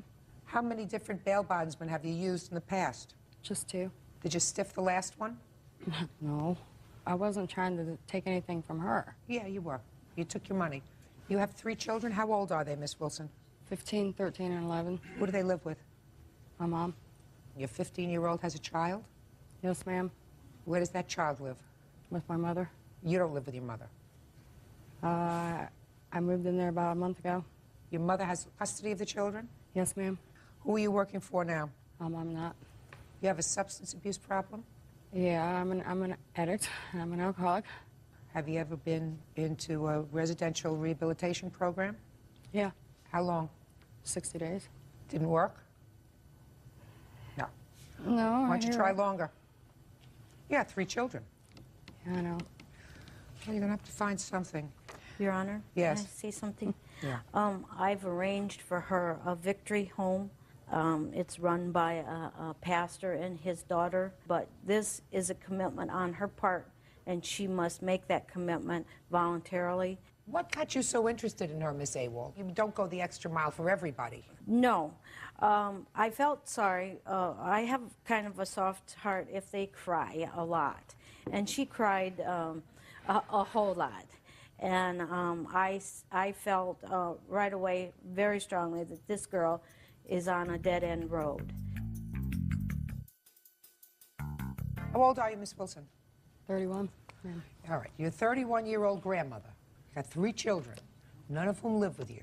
You could either be dead by the time you're 40, or you can be a parent to your children and a grandparent to your grandchild. It's all up to you. Probably been abusing yourself for a very long time. Time to stop. When are you going to stop? 31. When are you going to stop? When? Now? I hope so. Judgment for the plaintiff in the amount of $250. That's all. Oh my God. Parties are excused. You may... Magazine sales rep Dina Mason is suing her ex-boyfriend, crane operator Jeff Campbell, for an unpaid loan to buy a truck.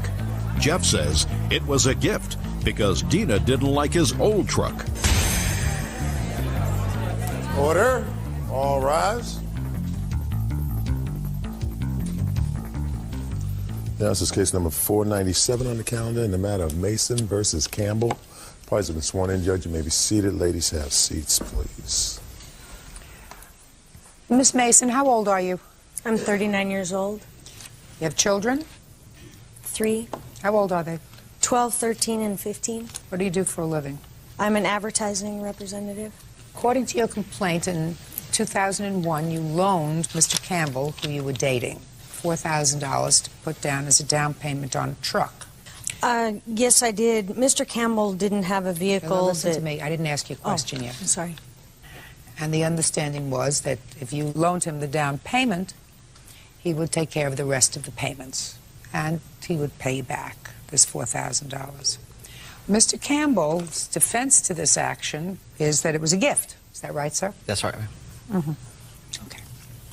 So let's do the facts that we know. She put down $4,000 on a truck that was purchased in your name. Is that right? That's right. And you took out a car loan for the rest. That's right. Now I want you to convince me that this was a gift. Yes, ma'am. I'm ready. Well, I was perfectly happy with the vehicle that I had. She told me that she would like for me to have a nicer truck, and she did not like my truck being parked in front of her house because it was a ranch truck. There was nothing wrong with it. It was an older truck, but I was perfectly fine with it, and it was in good shape.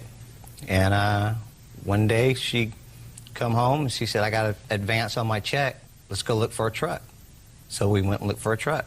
Okay, so she said to you, I want to go look for a truck. And what did you say to her? I said, that's fine. So we went and looked.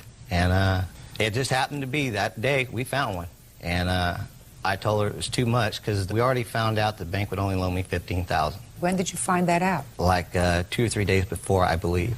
Well, what were you even checking into that for, sir, if you didn't want a new truck? Because she had mentioned it prior to this. What do you mean she had mentioned it prior to this? She just wanted me to have a nicer truck.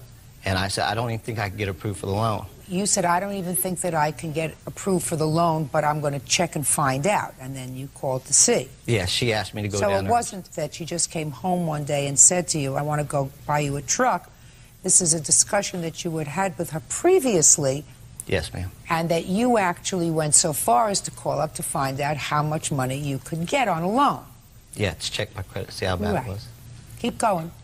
And we went and looked that evening, and we found a truck, and I thought it was too much. Look at me. I thought it was too much. And so she was good with bargaining with people, and she knew the owner. So we went, and we talked to them. She got the truck down to what she thought was reasonable. Well, what did you think? Don't you have a brain? Yes. And what did you Yes. think? I thought it was still a little too high. Is that what you told her? Yes. So you said it's too much. It's too much. Too much. Can't do it. That's right. That's what you said. Yes. Okay, go ahead. So we signed the paperwork. I signed the paperwork. She got it to where she Well, thought. why would you sign the paperwork if you said, no, it's too much? Because she said she was going to put the down on it. And I said, are you sure that's what you want to do? And she goes, yes, it's no problem. So that's what we did. So that was in May of 2001. 2001. What happened after that? How long did you stay together after that? We stayed together approximately a year. You lived together? Yes, ma'am. Is that right? No. When did you stop living together? We stopped living together approximately August of 2001. Does that sound right, sir? It could be. I'm not very good with dates, Your Honor. Well, try years.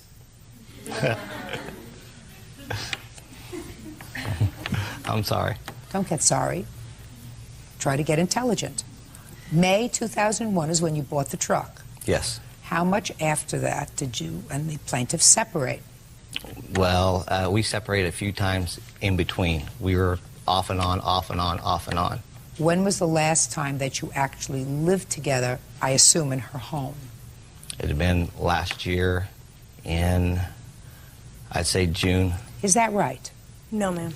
Has he stayed in your house since August of 2001?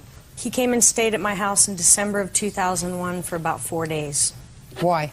I felt sorry for him because his dad had kicked him out. Is he a drinker? No. She used drugs? No. Why did his dad kick him out? They live in an old trailer in I don't care if they live in an old Wasco, trailer. and they just always got in fights and arguments. Yeah. And he came and stayed at my house, and I said, I'm sorry, I can't have you here. I was only going to let him stay for a couple days. And You know, it there looked was like some he other getting trouble very with him, too, was there not, Miss Mason, that you seem to allude to in your complaint, people looking for him for money? Yes. When was that? It was in September of 2001. The first case was he owed some money for a horse, and I had given him the money already. It was a horse for my daughter, and I wasn't aware that he hadn't paid the man. And he came in my house hostile, and I said, I'm sorry, I don't know where Jeff is at.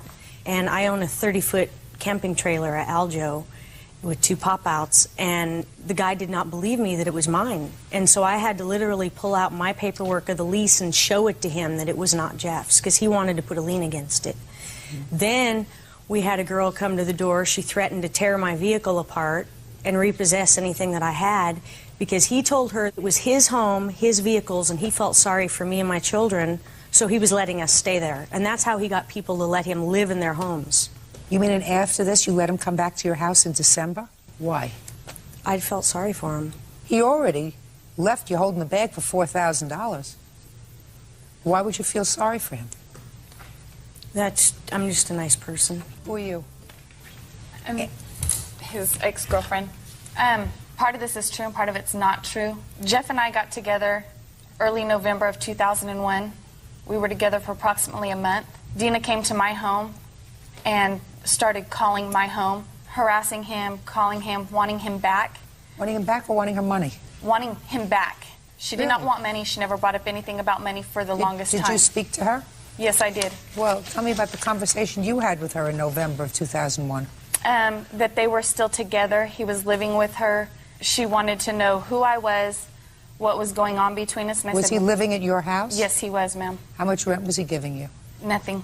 Where did you meet him? I met him through a friend.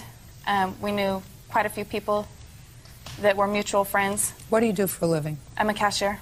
What does he do for a living? He's works in the oil fields. Doing what? Tearing down the big pumping units. How often does he do that? Well, Monday through Friday. Then what does he do with his money? He spends it. On what? Dirt bikes. What else? Clothing, dirt bikes. We eat out. What else? That's about it. Really? I doubt that. I have a good nose for that. Somebody who works construction makes a lot of money. And unless he's supporting a whole gaggle of children, there are only a few things that you get addicted to that prevent you from providing for your own sustenance, like rent and food and clothing and cars and other things. One of them's gambling. I assume he's not a gambler, is that right? No. And then there are a couple of other things that you can become addicted to that also take a lot of money. Ma'am, his dirt bike takes a lot of money. How much did he pay for the dirt bike? I don't know how much he paid for the dirt bike. He had it before we got together. When you say it takes a lot of money, how much is a lot of money?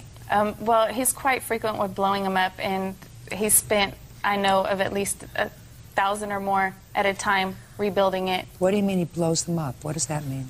He rides them hard and blows the motors up. Do you have children? Yes, I do. How many children do you have? I have 2. How old are they? 9 and 4.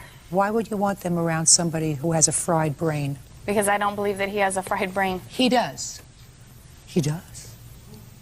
He's an amoral person who has a fried brain because he's over 25 years old.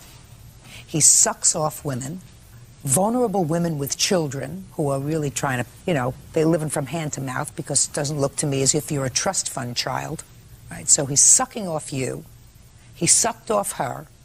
Whenever he gets some money, he blows it on things for himself, and then he doesn't treat those things with any kind of respect. According to you, he'll spend $1,000 on a dirt bike, and he rides it hard and blows up the motor. Well, that's something that somebody might do if they were 15, but not somebody who's in their mid-30s, unless they get women to take care of them and support them. Then he can take all the money he gets from his construction and oil stuff and do with it whatever he wants.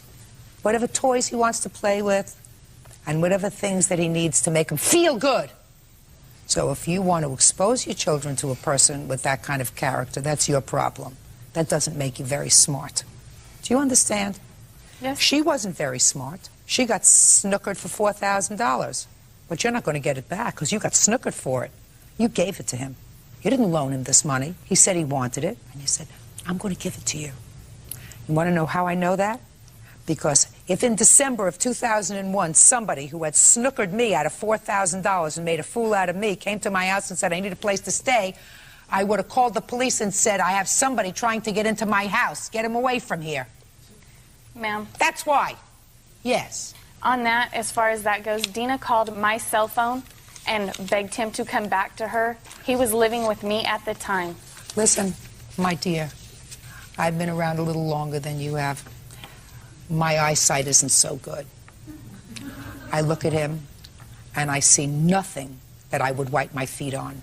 Do you understand? Yes. So the fact that the two of you seem to be enthralled with him, maybe he has some hidden attribute that certainly I don't see,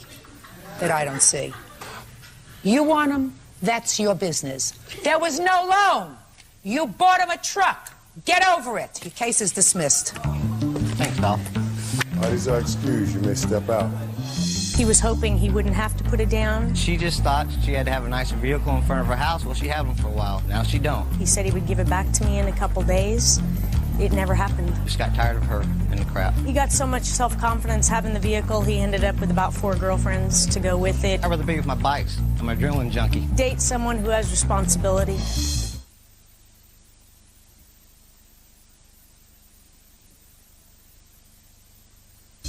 And now the next case. All parties in the matter of Cleary versus Gray. Step forward, please. Homemaker Sandy Cleary and her son, 5-year-old Nicholas, are suing their neighbor, accounts receivable clerk Cynthia Gray. Sandy claims Cynthia's dog bit Nicholas in the face. Miss Cleary, this is your little boy? Yes. What's your name? Nicholas. Nicholas, why don't you come up here? You're going to sit right up here next to me.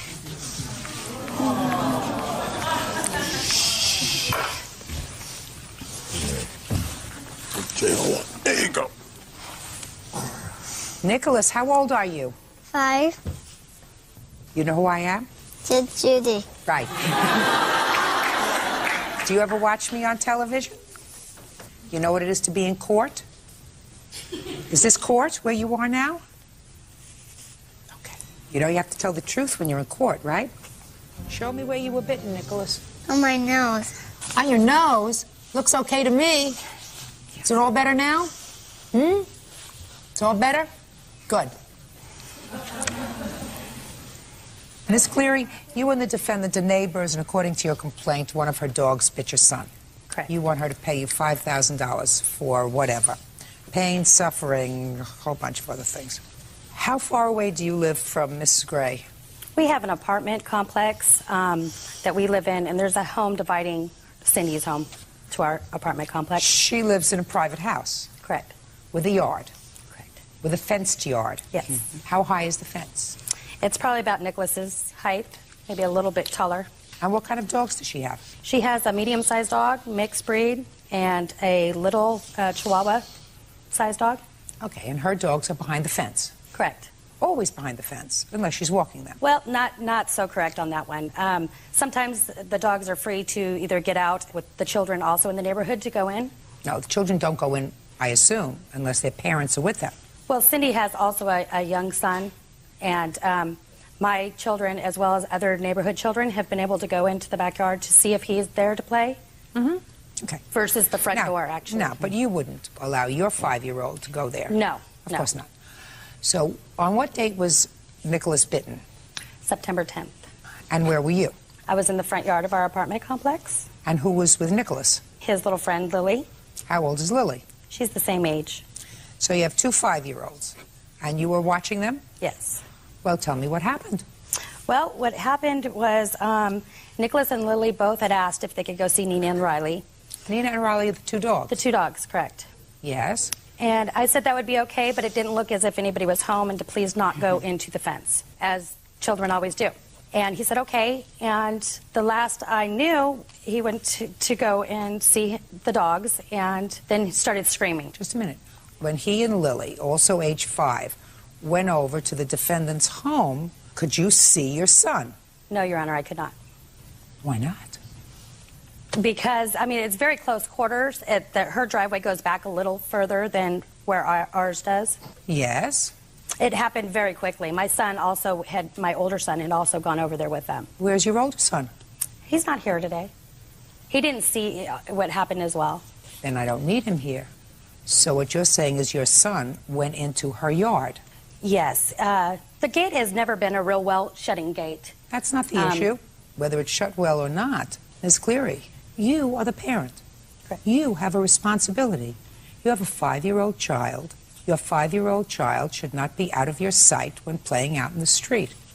And if your 5-year-old child comes to you and says, I want to go and play with the 2 dogs, and you believe, as you said, that the defendant is not home or that nobody is home, you get off your duff and you get up and you say, you want to go and see the dogs, I will go with you.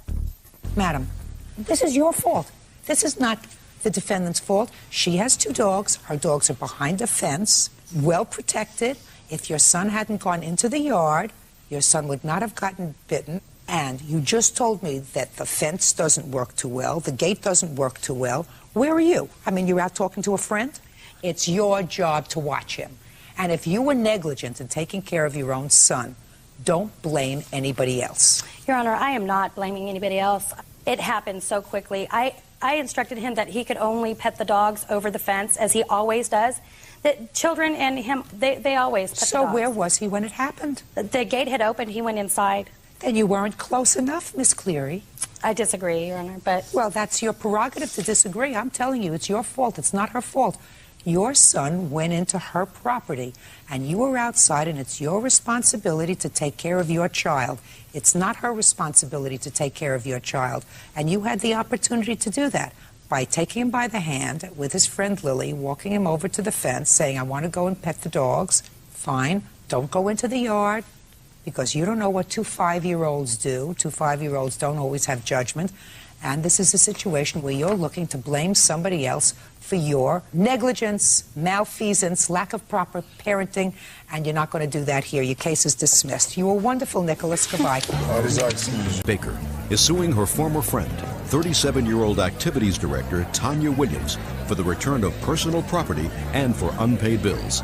Tanya has a countersuit for storage fees, car damage, and lost wages. Order. All rise. Now, this is case number 442 on the calendar in the matter of Baker versus Williams. Parties have been sworn in, Judge. You may be seated. Folks, have seats, please. Miss Baker, you have one child? Yes, ma'am, that's correct. You and the defendant know each other because, according to what I read, each of you has children who have the same father. Yes, ma'am. Yes, ma'am. Neither of you are seeing this father anymore. That's correct. But that's how you know each other. That's correct. And there came a time, sometime last summer, that you accepted a position in Alaska. Yes, ma'am. And you asked the defendant to not only store your belongings for you, Yes, ma'am. but also to take care of your daughter. That is correct. How old is your daughter? She's 4. And how old are your children? 22, 20, 17, and 16. Those are the half-siblings? Yes. And they know each other? Yes, they do. And they have a nice relationship? Yes, they do. That's a good thing. And you agreed to take care of the child? Yes. As well as to make arrangements to store her property? Yes. She was supposed to send you money every month? Yes, she for was. Storage, and you were going to also pay some of her bills because you had your mail forwarded to her house. Yes, ma'am. I Yes. did.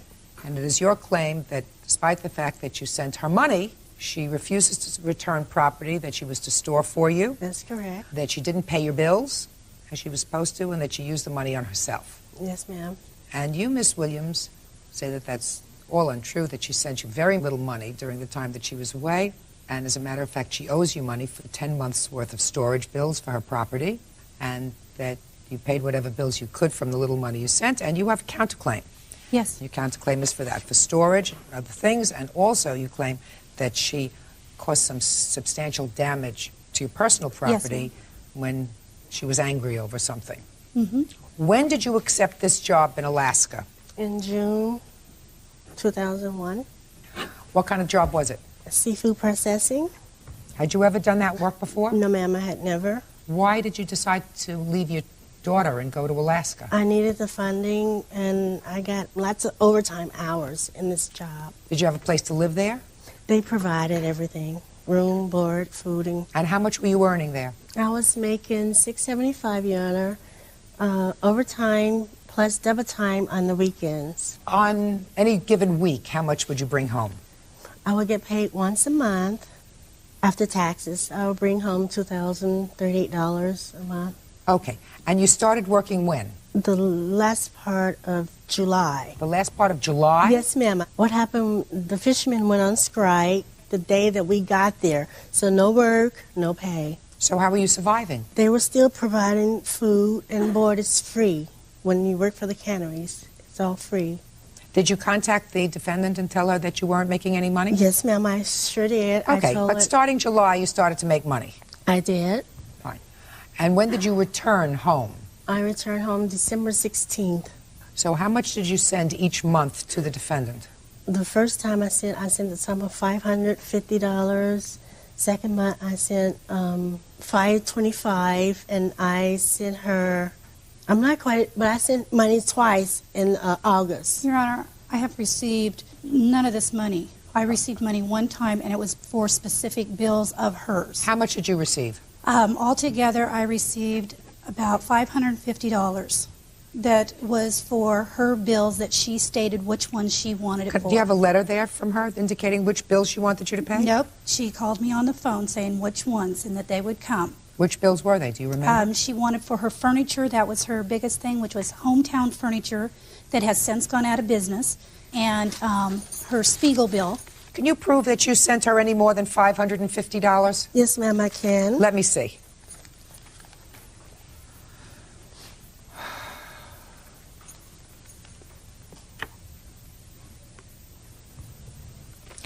Well, I have a Western Union to you as the recipient indicating $750. Yeah, but $200 of that was for her oldest son. No, ma'am, it was not. Just a minute. Well, you didn't mention anything about $750. Are you telling me that you got $750 and she told you to give some money to her oldest son? Yes. Well, tell me about that. She had sent the money, and I was supposed to give her oldest son $200 of that money. How old is he? She's lying, He Your Honor. is. She's lying. I'm not sure. He's like 21. How did you give it to him? When he came over, he came over to visit his sister. He is the only one out of the family that ever did come over. She wouldn't let him visit his sister at her home. She would not let him visit. I don't know whether she would or whether she wouldn't. She wouldn't, and she's lying. Okay. Is this the only money that you received? The $750, $200 of which you gave to the son? Your Honor, All I right, have a Miss Baker, letter let- from Western Union that I sent the $200. No. Listen to me. Do you have any proof? See, here you have a Western Union. I had Western Union send me my receipt billings. This is the proof where I sent my son. His name is on that. Directly to my son, not to her. And she could have sent that to him, but Same that's all month, fine Your and Honor. good, but If all you she see it sent the me same was that month- amount of money. Okay. Let us say this, Miss Baker. Let us assume that I believe you that you sent her $750. Yes. Okay? I did. Fine.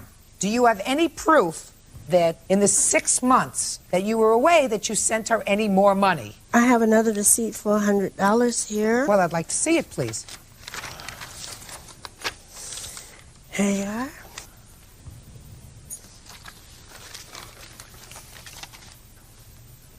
Well, this doesn't say who this $100 was sent to. No, I didn't fill it. I let her fill it out in her name because at the time I didn't know her real name. So I was sending the You money left order. your daughter with somebody and you didn't know their real name? I know her name, but I didn't know her marriage name. I didn't know her real name, in other words. I did not know her name. Your Honor, I don't know why she would not know my name. Just 1 second. I knew her name, but I didn't know her marriage name. I always know her as Tanya Humphreys. What I'm telling you is in September, you knew her name, Tanya Williams. Yes. That's because that's you when you send the Western Union. I had asked so why her what wouldn't was you? her marriage name, Your Honor. I All said, right. what is Did your you receive marriage? $100? No, ma'am. Yes, she did. And as far as her not knowing my name, the last time I was known as Humphreys was 20 years ago. She's only known me as Williams. Listen, I don't believe that. for a That's second. right. All right, 'cause what? I- Listen to me, Miss Baker. What other proofs do you have of monies that you sent to her? Well, you know, I was going to send her $1,600 in child payments. Just a second. Show me proof showing how much my you sent. receipts are in my storage at her home because I sent my boxes to her house. Listen to me. I got my work receipts. Listen to me, Okay. madam. I have work receipts. Listen to me, madam. Work receipts merely indicate that you got paid. And I didn't mishandle my funding. Miss Baker, work receipts only show that you got paid. However, you were able to get from Western Union a printout of what Western Union funds they had sent on a particular date, right? So all you can establish is that you sent her $750 over Yes. the 6 months that you were there. Yes. That's all you can establish. That's all I can establish. Your Right. Honor. So that's what we got. Now, what was your agreement with her as far as how much money you were supposed to send? I was agreed for child care only is what she was concerned about. How much were you supposed to send her every month? $349. So you didn't send that because you don't have any proof that you sent that every month. That is correct. That would have been $2,100 in child care. And what about the storage? You asked her to store your stuff in a storage unit? Yes, I did. Okay. She made the initial payment. I told her I would pay her back. I sent her money faithfully every month, Your Honor. You don't have any proof of that? Not at this moment. Well, this is the moment that counts. This is the I moment we're in understand. court. But I don't have proof. It's in my boxes at her home. How much was the storage each month? $59 a month. Did you pay it? Yes, I did. Can I I am see proof, currently please? paying it. Your Honor, that storage was supposed to be put in my name. She did not do that. She put it in her name. I cannot get access to my storage. Your Honor, you cannot rent something in somebody else's name. She could You put have to in care sign of. a- I spoke with the lady. She said Whatever, she you could put didn't in pay care for of on it. there. She's That not is going to let you right. get your stuff and stiff No, her for the I money. paid her for that storage. No, you didn't. Your Honor, you must know that this storage contains all my home items, okay? So? Well over $13,000 worth of stuff. She's not going to get her hands on my storage. She doesn't want your hands on the storage. She just wants you to but pay. she won't turn over my storage. She's sitting here lying, saying that I listen to knew me. I paid my storage. Listen to me. You have no proof that you paid your storage. I got to talk to the lady at the storage. She Listen said to that. me. This is the time. You have no proof. Well, that could you paid for have her to storage. turn my storage over to me, Your Honor, please? Excuse me? Could you have her to turn my storage to me? She wants to return your storage over. She doesn't want to continue to pay for it. She wants you to get stuff out of this. She can close up the storage as long as you pay her for the storage. Where is her daughter? I'm the one who... I'm speaking. Her daughter is in my custody right now. She shouldn't be. You kidnapped her. I don't want you to speak to her. I have CPS papers right here stating why and that there is a case pending. Let me just take a look at it. All allegations she brought against me so she could continue to get money fraudulent for my daughter. Nobody but her, but nobody talks about her and how she been doing drugs, men. Who are you, sir? Who are you, sir? He's my witness that I sent all this stuff here. Who are you, sir? Herbie, come here. You listen to her, Herbert, very fast. How are you related to her? He's a witness for me, Your Honor. I want him to speak. He can't be a witness unless he speaks. How are you related to her, sir? I met her at King Cove, Alaska. So you met her in Alaska? Working with her. Thank you. Sit down. I just wanted to know how you know her. Your Honor, I have a list of items about my things in storage. Just a second. I don't want you to talk to me about your things in storage. You're going to get your stuff back from storage. We're just going to make arrangements for the payments for storage. I want you to be very quiet. Do you understand? I understand. Good. Now, at what stage of the proceedings are the child protective proceedings with regard to a permanent order?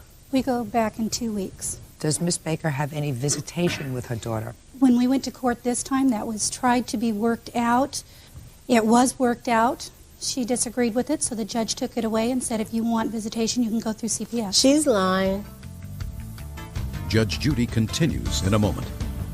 I did not come to discuss kids, Judge Judy. What about your child that she was taking care of? That's part of the lawsuit. I just want the truth to come out, and the truth of it is, this lady lies. Terry Baker says former friend Tanya Williams owes for unpaid bills and for the return of her property. Miss Baker, it really isn't urgently important for the resolution. I need to talk about my storage, Your Honor. I already told you I'm going to resolve your storage. Okay. So then I want you to be quiet today. You're going to get all your stuff out of storage. It's very important, Miss Baker, for you to pay attention to what I'm saying to you. I'm going to make an order that Miss Williams, on her counterclaim, will be receiving money to pay off the storage, and I will give you a date certain. I paid her money for the storage. I don't want. No, you haven't. Yes, I have. I paid her money for the storage. Miss Baker, you're not helping. You're not helping yourself. I have paid Miss Williams. I sent her money for bills, for storage. I sent her all this money. You didn't send her all this money, madam. Yes, you sent I her did. $750. I have a witness here. He can tell you that I sent money. He's been with me from the day one I was at the cannery. Stand up. How many times did you go to Western Union to send money with the plaintiff? How many times? About 4 different times. And did you see who she sent money to? She sent it to Tanya Williams. You saw her write that out? She showed me the receipt that she was sending. She showed it to you? Yes. And how much did she send on these 4 occasions, Herbert? I gave her about $400. Why didn't she... Don't speak. Why didn't she use her own money? She had bills to pay that she told me that she needed some help. So she told you she needed money from you in addition to the $2,000 a month that she was earning from the cannery. She said she would pay me back, which she did. Thank you. Sit down. On more than one occasion, Your Honor. He helped me because when I first got there, like I explained... Miss Baker, I want you to be quiet and just listen. Yes, ma'am. You're going to get your furniture. I have a sense that you have a problem in court, which is why the judge terminated your visitation with your daughter. He did not, Your Honor. He told me to arrange visitation, but I had to come here. So when I get back, I anticipate on arranging visitation. Miss Baker, this isn't the first child that you've lost custody of. Is that right? That's a lie. You have another child? I have 3 children altogether, Your Honor. How old are the other children? You have a 22-year-old son. No, ma'am, that's a lie. I have a 23-year-old. 23-year-old son. And your other child is how old? He's 7. And where does he live? He's in foster care because of his father, neglect and abuse. That's the reason he's in foster care. Nothing by me. Nothing by what I've done. Were your parental rights terminated with regard to that child? And they were. Okay. Listen to me. I want you to try very hard. If you're in court, you're supposed to try to understand and focus on what the issue is. My suit is... this is an easy issue. I understand, This but is my money. suit is I'm telling you. about my money that I gave her and about my storage unit. That's what I come here. I didn't come Ms. to Williams. discuss kids. Miss Williams. Yes. I did not come to discuss kids, Judge Judy. I did not do this. I come to talk about my things in storage, my funding that I give to this lady. What about your child that she was taking care of? That's part of the lawsuit. You said you gave her money. She did not give her back on the contract. That is correct. She did not give my child back on the contract. So therefore, the contract between her and I was void because she didn't honor up to it. All right. Listen to me. How much is owed on the storage? At this point, I see $354 on storage. I don't have the readout. You want to go through I'm this sorry. vandalism? I have a picture of the window on my Durango. I did not see her do it. However, she had broke my front room window, which she got arrested for doing. The day after she got out, my Durango window was broken. Okay, let's forget about it. Mm-hmm. In all probability, that's what happened, but you have no proof that that's what happened. Okay. And that happened the day after the vandalism The day of after your she house. got out of jail for it, yes. And that was as a result of her coming to your house Mm-hmm. to try to get her daughter? Yes. No, that was not. That was after Christmas. She's lying again. That was after Christmas. After I had told her on ample amount of times that I wanted to come and get my daughter, and she kept saying, no, let her stay here for Christmas. She had made other plans. I said, fine. 26, I'll be there to get my daughter. I come to 26, she was not there again. Don't say anything else, Miss. I just want the truth to come out, and the truth of it is, this lady lies. Miss Williams, on your counterclaim, Yes, ma'am. you're going to get the $354 for the storage unit. As a matter of fact, I'm going to round it out to $400 so that we cover all bases. But she haven't paid. Shh. Not with her money. She been paying it with my money. And then I will prepare an order that you are to release that property, put her name on it, and within 5 days from today's date, you can go and reclaim your property from storage. Do you understand, Miss Baker? I understand 5 I days ain't broke from her today. car window out while she's standing here lying on me again. 5 days I understand from today. that. Okay? And may I suggest to you, Miss Williams, and I'm certain that the courts will indicate to you in 2 weeks when you go back for a final order, that whatever custody visitation is made with regard to Miss Baker be under supervised circumstances. It's already in place. Yes. All right. Good luck. And The she court will already prepare that run her order. business, That order bring on up your them counterclaim, right I'm awarding you till she got. $400. There's also some indication here that there's a sofa in your house. There is. Which is All right. okay. Let's talk about the sofa. We're going to It's talk cut about. up, We're going to young. talk about the sofa. It's all cut up because of her. Miss Baker, we're going to talk about the sofa. Okay, let's Within- talk about my things in storage. Yeah, we can go there. The Cause sofa, she ain't ma'am. getting no Do you know where she's $300 living? out of me. Do you know where she's living? She I don't believe need to she's know where living I'm at her living. sister's house. Well, she has to know where to send the sofa. No. She don't have to know what's in my sofa at. Not like I don't want the sofa back. I want Good, my money. perfect. My sofa's brand new. Listen to me. 5 days you have to go and reclaim your stuff, Miss Baker. We'll prepare an order. It'll be very clear. Your Honor, Thank there's you. That's more all. stuff there than my sofa. Parties are excused. You may step out. 22-year-old developmental disabilities coordinator Sarah Welch is suing former roommate, 22-year-old disc jockey Christopher Woods for unpaid rent and cleaning fees. Christopher is countersuing for the return of a security deposit and defamation of character. Order. All rise. Quiet in the courtroom, please. Now, this is case number 522 on the calendar in the matter of Welch versus Woods. Parties have been sworn in. Judge, you may be seated. Sir, have a seat, please. Miss Welch, you rented a room in your condo to the defendant. Now, I've read your whole complaint, and it appears to me that the primary reason that you evicted him was really twofold. The first one, and most importantly, you found him a little weird. Right. You also had him served with a restraining order, which had him removed immediately from the condo. Second, because you say he was not paying his rent. You claim that at the time he was evicted, he owed you a substantial amount for rent, $1,700 or more. Plus, he left the room a mess. You want cleaning fees and carpet fees, whatever. That's what your complaint is about. Yes. Mr. Woods says that you really had no basis to evict him, that he was really not so late in his rent. He certainly doesn't owe you anywhere near $1,700 in rent. He is counterclaiming for the return of his security deposit and also for defamation, because he says that you lied when you got the restraining order. That's your counterclaim. Yes, ma'am. Okay. When did you rent this room to him? He moved in on October 15th, 2001. And how did you find him as a roommate? through a place called Housing Helpers, which is a roommate finding service. Did he sign a lease? Yes, he did. Now, when he moved in on October the 15th, what was his rent? $550 a month plus half of utilities. And did he pay you half of October's rent? Yes, Your Honor. And did he give you a security deposit? Yes, in the amount of $200, Your Honor. Did he pay you November's rent? Yes. When did he move out? February 12th, I believe. Did he pay in December? Yes, Your Honor. Did he pay in January? Your Honor, he gave me $200 towards bills in late January. In November and December, had he given you any money for bills? Yes, Your Honor. And in January, the only money he gave you was $200? Yes, Your Honor. I'm going to say that that's rent. So he owed you $350 for January. For rent, Your Honor, yes. And by the beginning of February, you had already told him to leave? Yes. Now, first I want you to explain to me how you get to $1,375 for rent money. Well, the lease was signed through April 15th, and he could not come up with money starting January 25th is when rent was due. He also got fired from his job, so I knew that there was going to be no money coming in. I served him with the 3-day notice to pay or quit. He did not come up with the money. Just a second. Are you telling me that this almost $1,400 that you say he owes you in rent is because he signed a lease through April and you want him to pay February, March, and April? Because he's in violation of his... Is that what you're saying to me? Yes. Forget it. You had him evicted.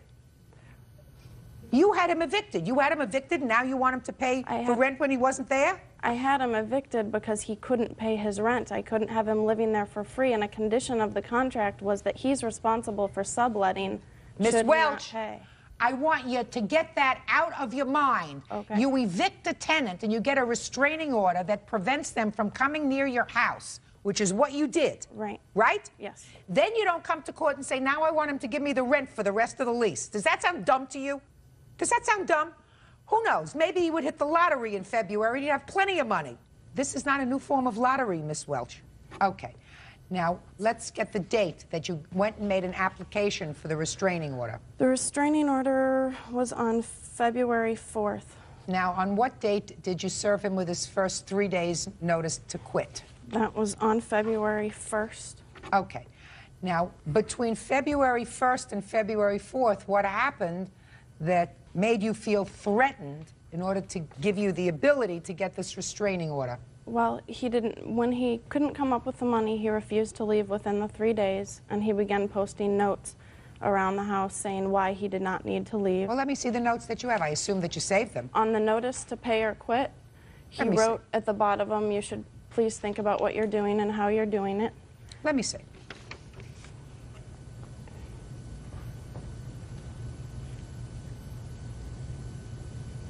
Okay, this says, the law protects my rights as well as yours.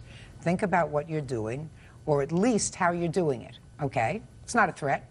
He became angry, and he came to my bedroom door when I posted the notice to pay or quit, and I'm sleeping, and I wake up to him standing at the bedroom door and flipping the light switch on and off, which my computer was hooked into, so I could hear the computer turning on and shutting down. And this was not the first time that this kind of behavior had happened, and it was creepy to me as a female. And then I remembered a call from the Boulder police about a woman filing a complaint to him, and I thought for my safety I should check it out. So I went to the Boulder Police Department, and they gave me a copy of this police report filed by another female in the community. And it was really frightening to me.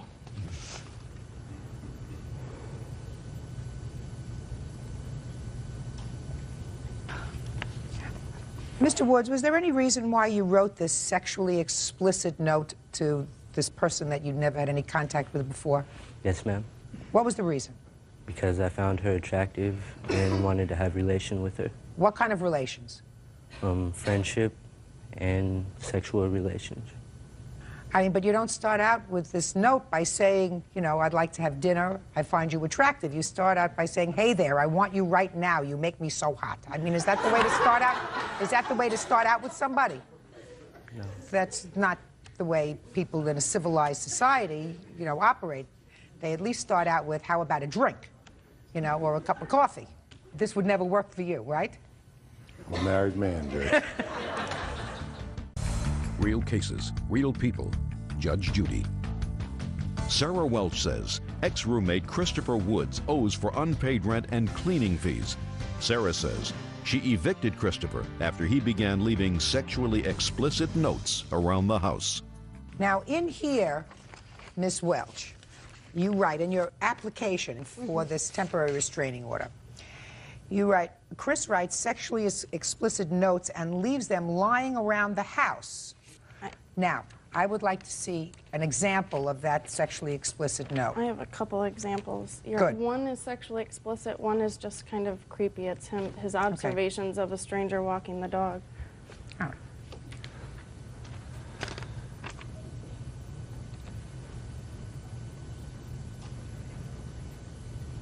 Can you explain this note? Yes, I did pass the note to the lady with the dog, and she in fact gave me her phone number and told me to contact her. That was a mistake. You know, I don't know exactly what the note says. She's talking about this lady who was walking a dog, and she had long, beautiful, dark hair that accents the sunlight. Nobody ever said that to me when I was walking my dog. Very poetic, very poetic.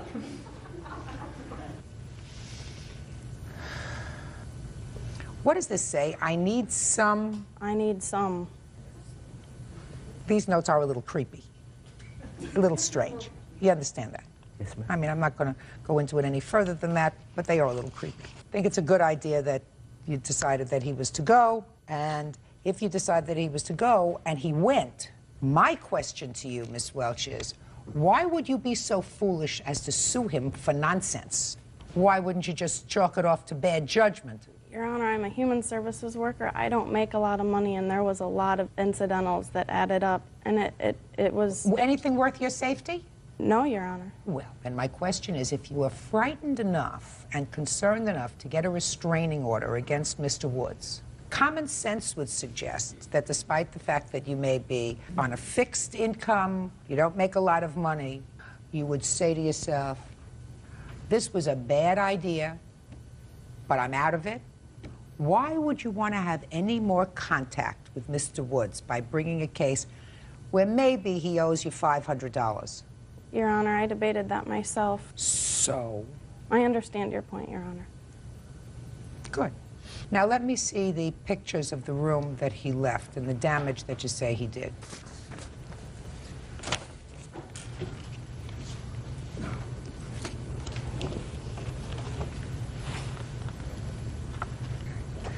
How come you made such a mess on the carpet, Mr. Woods? I guess I'm a messy person.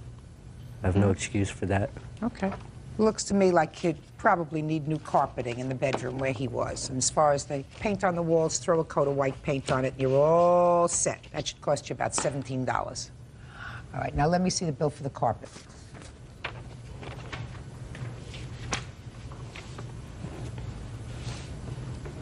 $94. Okay, so now, as far as I'm concerned, he owes you $444. Mr. Woods, now let's get to your counterclaim. First, let's do the part dealing with defamation. Your claim for defamation deals with her application for a restraining order, is that right? Yes. Forget it. She had just cause to file an application for a restraining order. She says that you had come into her bedroom, at least on one occasion, turned on the light while she was in there. You can't do that. Now, you want your deposit back. You gave her a $200 deposit, is that right? Yes, ma'am. All right, so we're going to deduct the $200 deposit from the $444, leaving $244, because she's keeping your deposit, sir, because you made a mess of the carpet and you owed her some money for rent. Do you understand? I understand. He doesn't have to pay you for the balance of the lease. Certainly, some of these things were bizarre and weird, and I can, as I said to you, understand why you felt uncomfortable, and you probably did the right thing. But then you don't get an opportunity to sue him for the remainder of the lease because you had him evicted. So he owes you $244. So I assume that you've had enough of roommates. Yes, Your Honor. Very smart. If you can't afford to live there by yourself, and you don't bring in strangers into your house unless you really push to a financial wall. Okay. Thank you. Parties are excused. You may step out. It was very stressful. I couldn't sleep and was concerned about his presence. Just so that people know I'm not a bad guy. He ended up being a lot different than what he said he was. I didn't want to hurt that lady by any means. Every time I have confronted him on them issues, he got really agitated. I didn't mean to offend them by the letters. I just say rent to friends. Definitely think twice about who you move in with. And now the next case. All parties in the matter of Walker versus Lund. Step forward, please. 36-year-old construction worker David Walker is suing his former father-in-law, 68-year-old retired school teacher Donald Lund, for getting rid of his personal belongings. David is suing for $5,000. Mr. Walker, the defendant is your former father-in-law, and he was also the landlord in the home that you shared with your wife. Yes. According to your complaint, sometime in March of 2000, you were removed from your home, and your wife obtained a restraining order against you. Is that right? That's correct. You claim that your father-in-law either destroyed or gave away or removed personal property of yours that was in the home. Yes, I do. And you want to be reimbursed for that property. Yes, ma'am. Your father-in-law says that sometime in September of 2000, he was notified that he had to get rid of a lot of junk on the property. He removed all that stuff. Is that right? Well, I removed not his stuff. I removed the stuff that was in the yard debris, stuff like that. Now, Mr. Walker, I'd like you to give me some idea of what property you say was left on the property in March of 2000. Okay, well, I had 3 vehicles, 2 pickup trucks, a camper. Also 3 vehicles? 3 vehicles. Okay. Now, when for the first time, sir, did you request that property? Quite a few times between March and September, I'd spoke with Don and asked how I could go about retrieving my property. When it finally did come time for the vehicles to be removed from the property, like he said, Don had to get a tow truck to remove the 2 trucks that were in the driveway, and he moved them just adjacent the driveway in front of the home where I'm not allowed to come obtain them. So, where are they? They were towed by the city. When were you notified that they were towed? Immediately I knew they were towed. So why don't you go get them? I couldn't get them out of the impound. Why not? I didn't have the money to. Well, that's not his fault. Okay. First of all, he was under no obligation to pay for towing your trucks off that property in the first place. You could have done that yourself. We couldn't do that because of my ex-wife. What do you mean? You said you spoke to him. I spoke to him, and he told me to come over to meet him on the property and have him towed off. When I didn't show up to meet him on the property, that's what he did. Fine. So forget the vehicles. And you were notified immediately that they were impounded. You could have gone over immediately, paid whatever minimal fine there was for towing, and gotten your cars. All right. What's next? Boats. Tell me about the boats. Well, one boat wasn't on a trailer that Don drug out and left in the middle of the gravel road for whoever wanted to take it or come get it. And when did he do that, sir? Probably 2 or 3 weeks after the vehicles were removed. He had to get the boat off. And what date were the vehicles removed? I would say probably September 15th. Where were you between March and September? Living 10 blocks away. So why didn't you go to small claims court in April and say, I want my boats? Why didn't you do that? You waited a year and a half later? Well, probably because I didn't see any reason to have to do that. My property should have been given to me. You know, if Don had an order to remove it from the property, he should have removed it and put it 150 feet away from the home. He was aware of the restraining order. He was aware I couldn't come on the property, and there was nothing there worth going to jail over. Are you divorced now? Yes, we are. Did your judgment of divorce address the boat? The judgment of the divorce addressed whatever vehicles were in our possession, which obviously no vehicles were in my possession at that time. Well, why didn't you raise the issue before the judge who handled your divorce and say, I have a boat? They went ahead and went ahead with the divorce when I wasn't present. You defaulted? You were served. You served and you chose not to appear. I suppose so. Okay. What else? Tools and materials, which on June 25th of this last year, the shed was torn down and they were disposed of. We had from March of 2000 to June of 2001. So where were you? And say, I need my tools. Living in Clackamas County with a no-contact order with the victim and a no-contact order with Mr. Lund. Now, do you still have a no-contact order? There's still a no-contact order with both of them. So you have the same no-contact order that you had in March of 2000? No, there wasn't one in March of 2000. April of 2000? There wasn't one May in of 2000? It's October. October. So between March and October, there wasn't a restraining order. No, and I tried like hell to get my stuff. You found your way to small claims court now. You know how to do that. I was not aware that I could go to small claims court beings the divorce was not final, the divorce had not been filed. None of the property should have been removed, disposed of, or sold until our divorce was final. The point of the matter is the property was destroyed, the property was vandalized, and the property was disposed of before our divorce. Then, sir, you should have addressed that in your divorce. Okay? You should have said, I don't have my cars, I don't have my share of my boats, I don't have my tools, and then it's all resolved. You think it's right that somebody disposes of somebody's property and everything that they've worked hard for their whole life and never so much as give them one item just to spite them? Oh, sir, what I think is that when you're going through a divorce, you're supposed to be vigilant about obtaining property that is important to you.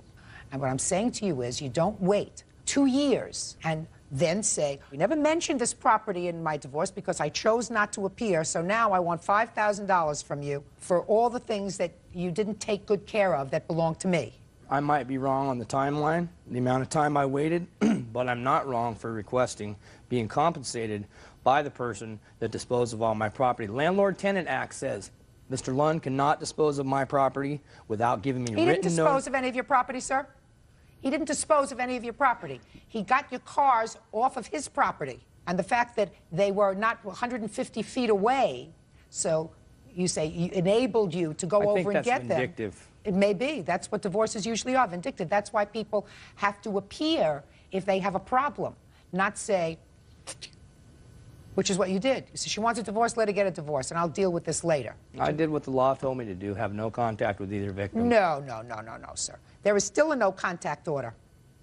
And if there's still a no-contact order, you found your way to the courthouse today. You should have found your way to the courthouse a year and a half ago. Your complaint is dismissed, that's all. Parties are excused. You may step out.